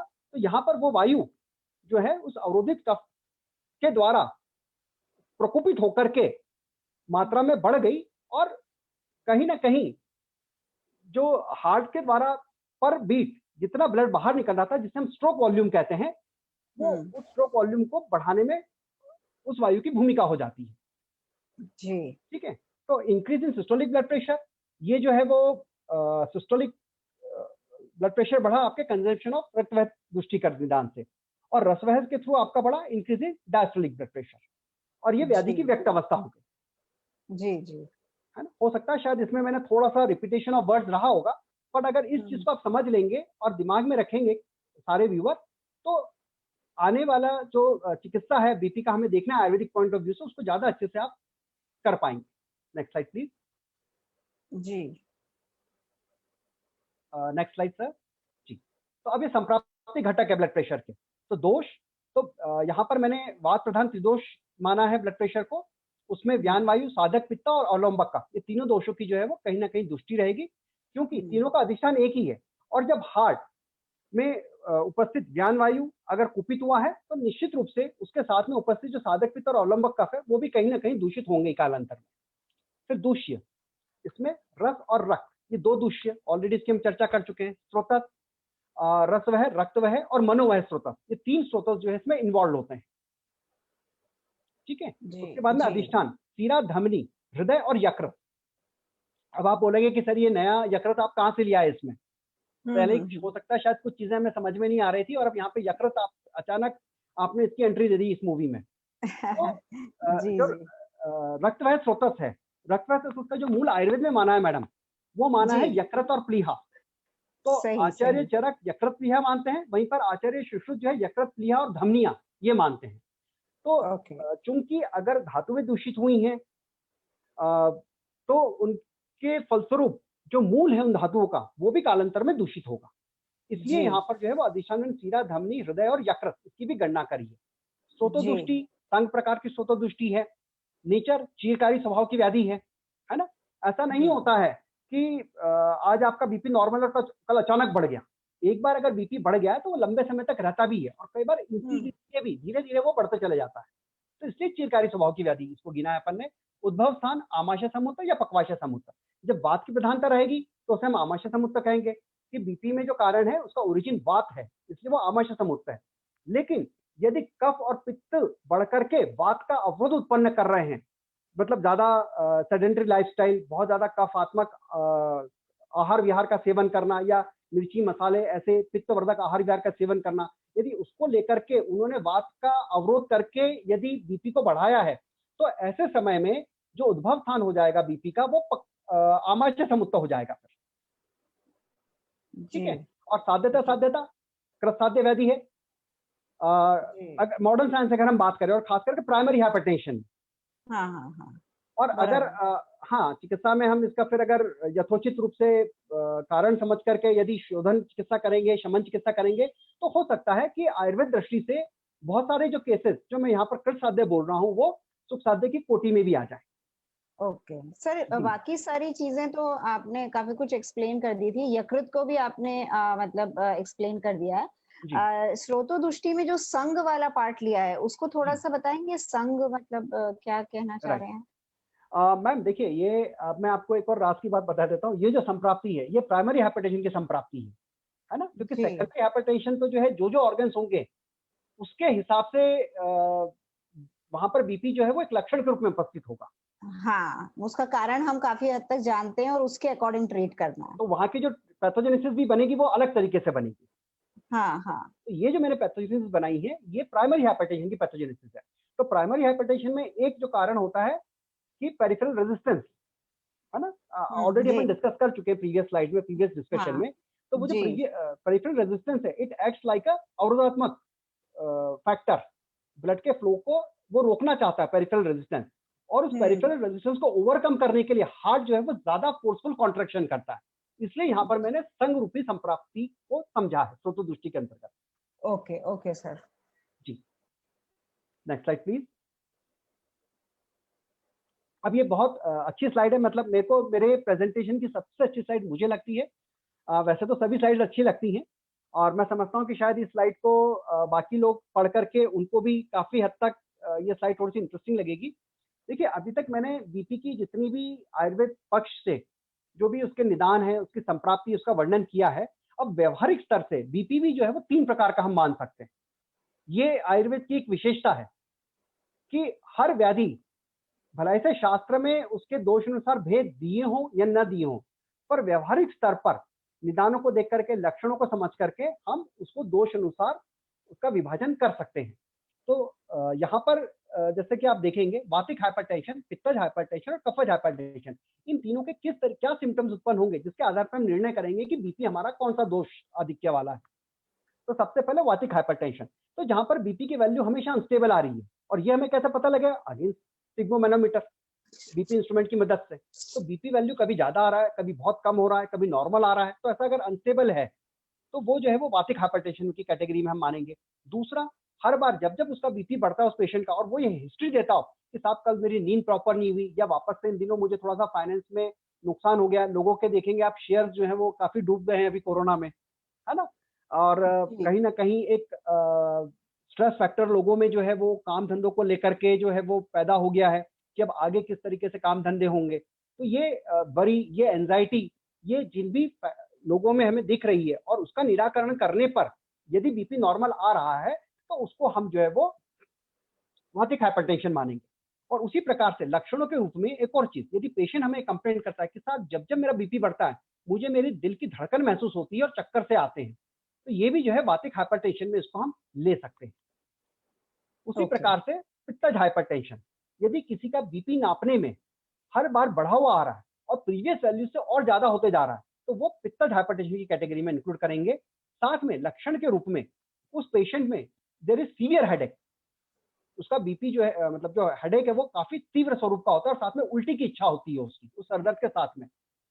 और उसको जब जब बीपी बढ़ता है, यदि वो ये बोलता है कि साहब मुझे थोड़ा सा अपने आप में जो है वो गर्मी महसूस होती है, जलन महसूस होती है, तो ये भी जो है वो पित्तज हाइपरटेंशन की कैटेगरी में जा रहा है ना। अब बात में मैंने अनस्टेबल बीपी क्यों माना?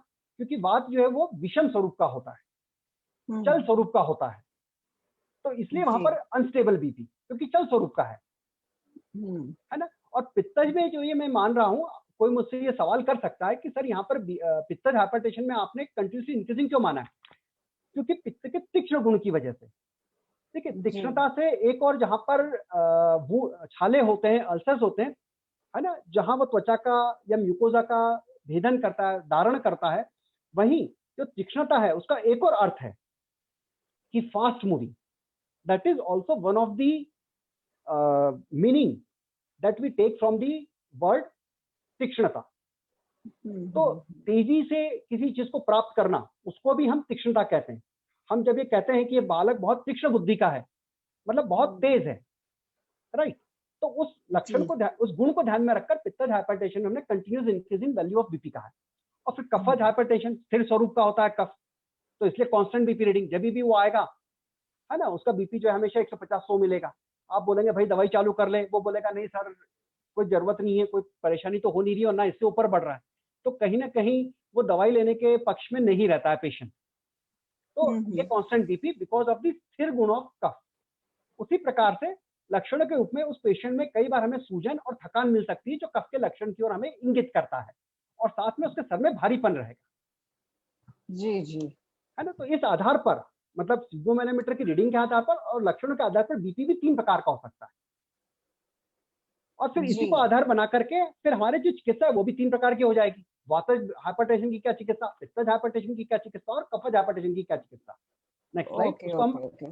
सर हाँ, नहीं मतलब ये सर बहुत ही अच्छी चीज बताई आपने कि जो थोड़ा सा हम डिफरेंशिएट करें, मतलब दोष भेदीय विश्लेषण जो आपने बताया लक्षणों के आधार पे, और मतलब बीपी इंस्ट्रूमेंट से हम लोग किस तरीके से उसको अनस्टेबल या कंटिन्यूस इंक्रीजिंग, या जो आपने बहुत अच्छा विश्लेषण बताया। तो मैं समझती हूँ कि जो हमारे यंग प्रैक्टिशनर्स हैं उनको सहायता मिलेगी इस चीज से कि हाँ, हम इसको वातज पित्तज कफज के अनुसार क्लासिफाई कर लें। बिल्कुल मैम, और ताकि ट्रीटमेंट प्लान में हमको इजियर रहे। जी मैम।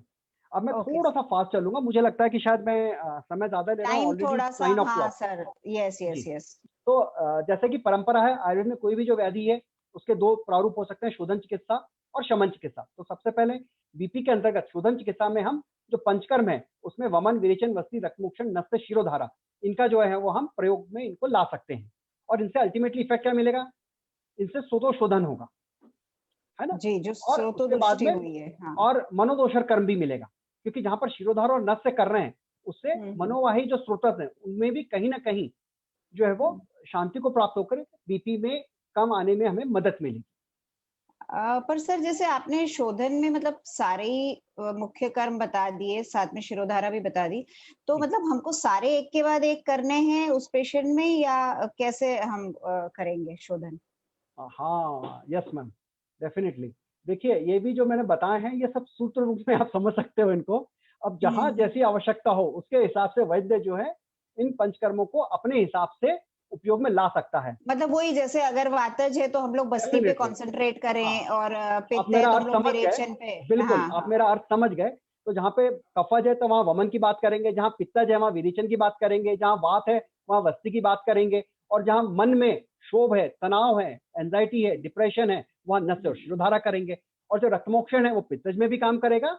और सबसे अच्छी बात है, हाई बीपी में 40 से 50 ml रक्तमोक्षण हाँ करने पे भी सिरिंजिंग के थ्रू, है ना, जो सिराएं हाँ हाँ। होती हैं क्यूबिटल फोसा से आप ले सकते हैं, या पॉप्लिटियल फोसा से। अगर क्यूबिटल फोसा से भी दिक्कत आ रही है तो क्यूबिटल फोसा सबसे सेफ साइट होता है। तो अगर वो जी। रक्तमोक्षण हम करें हाई मतलब इमरजेंसी में, तो कहीं ना कहीं वहां पर भी बीपी को हमें लो करने में मदद करेगा।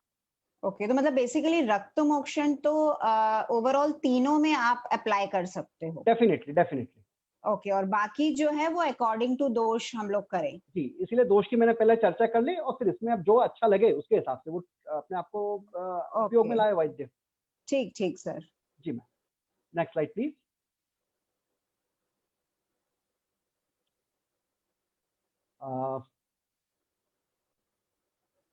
चल, थैंक यू। तो sir previous slide sir, previous slide. हाँ जी। अब शमन चिकित्सा के अंतर्गत 3 प्रकार की चिकित्साएं हो सकती हैं। Sir next slide, next slide. शमन चिकित्सा वाली। हाँ। शमन चिकित्सा स्लाइड सर।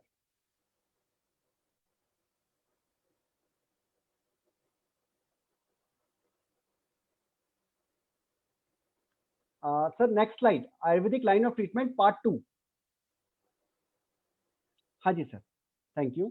तो शमन चिकित्सा के अंतर्गत 3 प्रकार की चिकित्साएं होती हैं मैम। एक दोष प्रतिनिक चिकित्सा, तो मेडिसिन गिवन एज पर दोष, है ना। मैं समझता हूँ हर आयुर्वेदिक चिकित्सक, छात्र और वैद्य इसको समझेगा। उसके बाद में जी। व्याधि प्रतिनिक चिकित्सा, है ना, ये भी एक आयुर्वेदिक की विशेषता है कि जी। Medicine which has direct effect to reduce blood pressure by its virtue, तो वो व्याधि प्रतिनिक चिकित्सा कहलाती है। और सत्वावजय चिकित्सा, यानी जहां पर कि हम medicine given to pacify stress and anxiety.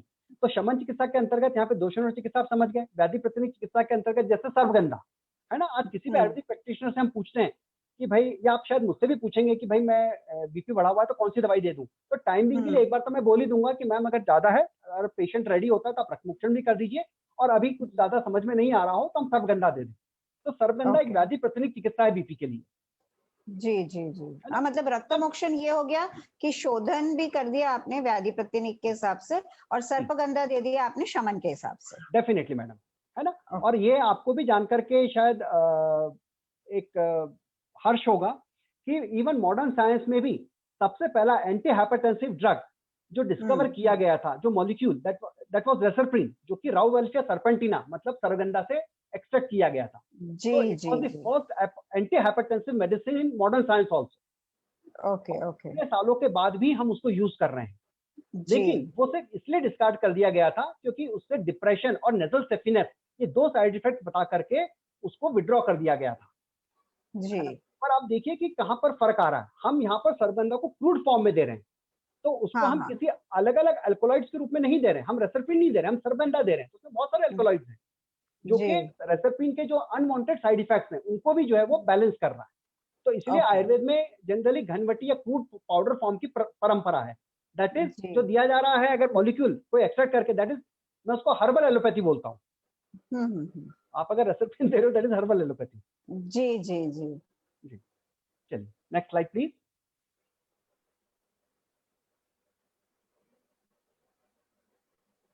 Chauhan sir अगर मुझे सुन पा रहे हैं, मैं रिक्वेस्ट करूंगा नेक्स्ट स्लाइड शो करें जी। अब वातिक हाइपरटेंशन, है ना। अब यहाँ पर दोष अनुसार मैंने अलग अलग हाइपरटेंशन को कैटेगराइज किया है। तो सबसे पहले वातिक हाइपरटेंशन में सर्वगंधा और जटामांसी। अब ये कुछ एक ड्रग्स हैं, मैंने मेरे हिसाब से लिखे हैं, और भी बहुत सारे ड्रग्स हो सकते हैं, है ना। कोई ये ना समझे कि यही ड्रग्स हैं जो दिए जाने चाहिए, इसके अलावा कुछ नहीं है। तो ये सिर्फ एक संकेत के हिसाब से जटामांसी और सर्वगंधा। जटामांसी शीतवीर्य होता है, पित्तज में ज्यादा अच्छा काम करना चाहिए, पर मैंने यहाँ पर इसको वातज में इसलिए भी लिया है क्योंकि ये जो है मनोदोषर है ना। और मन को शुभित होने पर सबसे ज्यादा अगर कोई दोष बढ़ता है तो वो है वात, इसलिए इसको वातिक हाइपरटेंशन में मैंने ज्यादा समीचीन समझा रखना। तो ये मेरा थोड़ा सा वे ऑफ आउटलुक है, मेरा वे ऑफ समझने का दृष्टिकोण है। तो जटामांसी और सर्वगंधा, उष्णवीर्य है सर्वगंधा, इसलिए उसको हमने वातिक हाइपरटेंशन में रखा। दूसरा इसको पागलपन की जड़ी भी बोलते हैं, और ये मानस जो भाव है उन पर काम करती है। तो जो व्याधि मानस भाव पे काम करेगी निश्चित रूप से वो वात पर भी काम करेगी, इसलिए। फिर अश्वगंधारिष्ट, स्वार्थतारिष्ट, फिर मांसादिक वात। सर प्रीवियस स्लाइड, बस अब 2 स्लाइड्स और बची है मैम, तो I think within 5 minutes we will complete. जी जी सर। प्रीवियस स्लाइड,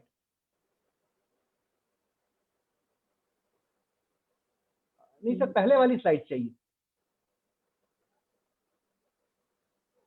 हाँ सर, इसके भी पहले वाली स्लाइड। हाँ जी, है ना। तो मांसादिक वात, लशुन शीर्पाक, ये सब वातिक हाइपरटेंशन में आप दे सकते हैं। लशुन शीर्पाक आप कफज वाले में भी दे सकते हो, ऐसा कोई हार्ड एंड फास्ट नहीं कि जो लिखा वो दूसरों में आप दे नहीं सकते हो। फिर शिरोधारा, अनुवासन वस्ती और मृदु विरेचन, ये जो है वो वातिक हाइपरटेंशन में आप दे सकते हैं। उसके बाद में पित्तज हाइपरटेंशन में आप शंखपुष्पी, ब्राह्मी दे सकते हैं, मुक्ता पिष्टी, सुशेखर रस, जहर मोरा पिष्टी।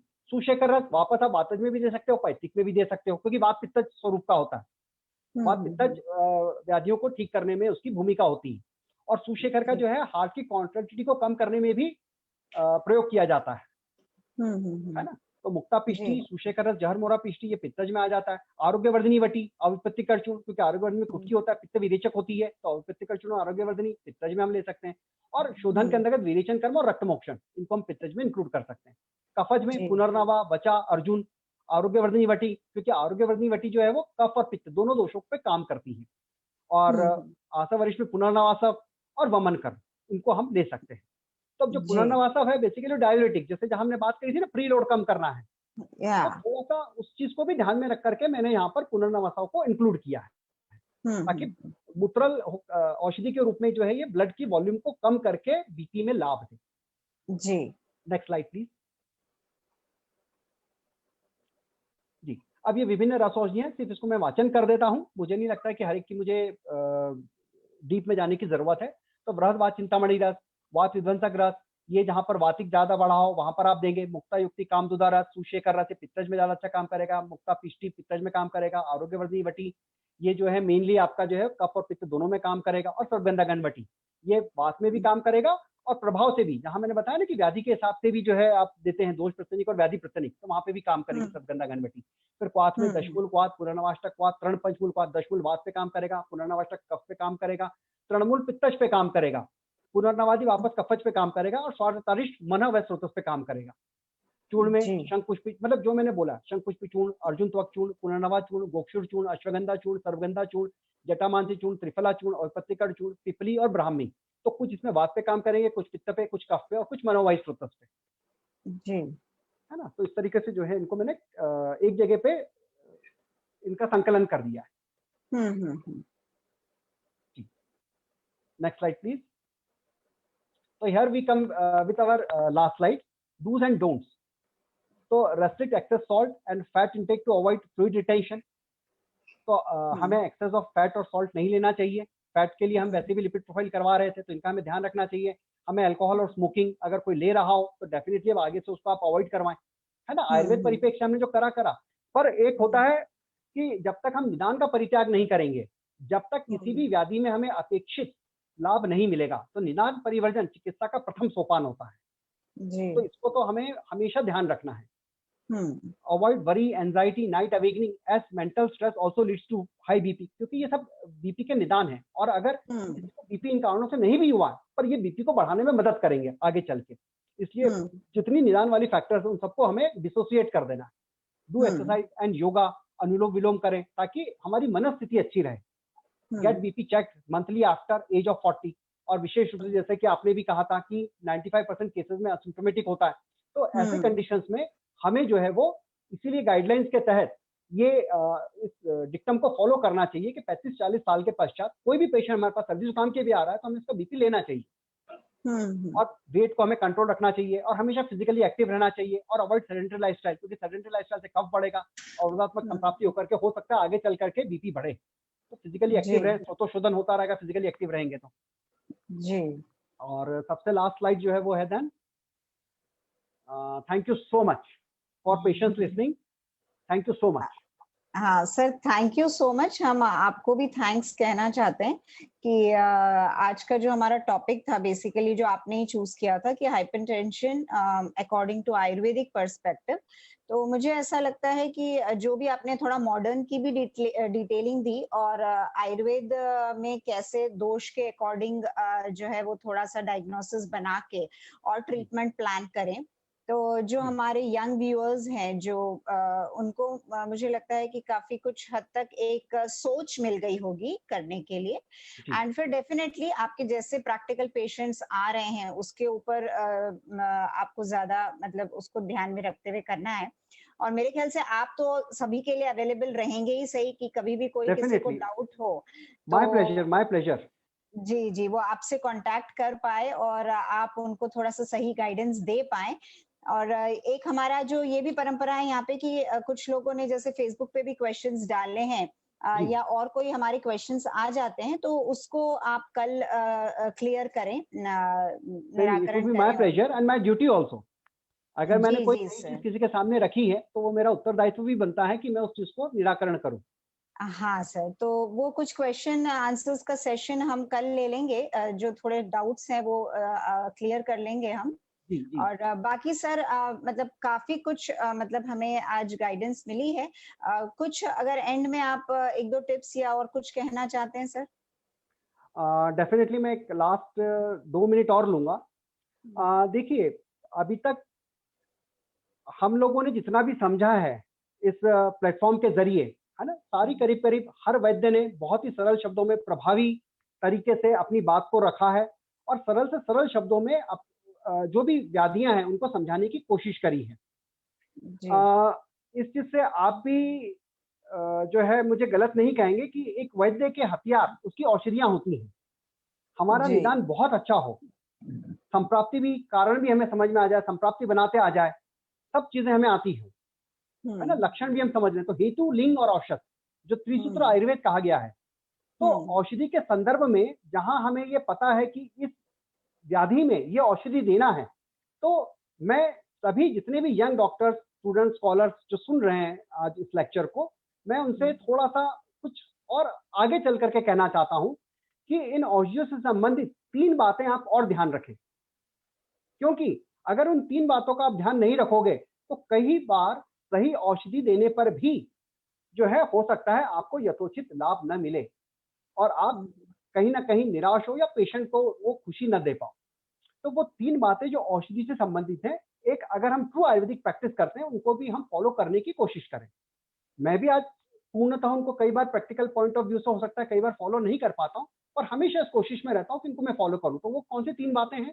तो औषधि की मात्रा सही होनी चाहिए, है ना। आप बृहद चिंतामणि दे रहे हो, वात विध्वंसक रस दे रहे हो, या आप कोई अवले दे रहे हो, काढ़ा दे रहे हो, चूर्ण दे रहे हो, तो ये आपको हमेशा पता होना चाहिए कि सही मात्रा कितनी होनी है, क्योंकि अगर मात्रा कम रही तो सही औषधि भी काम नहीं कर पाएगी। भूख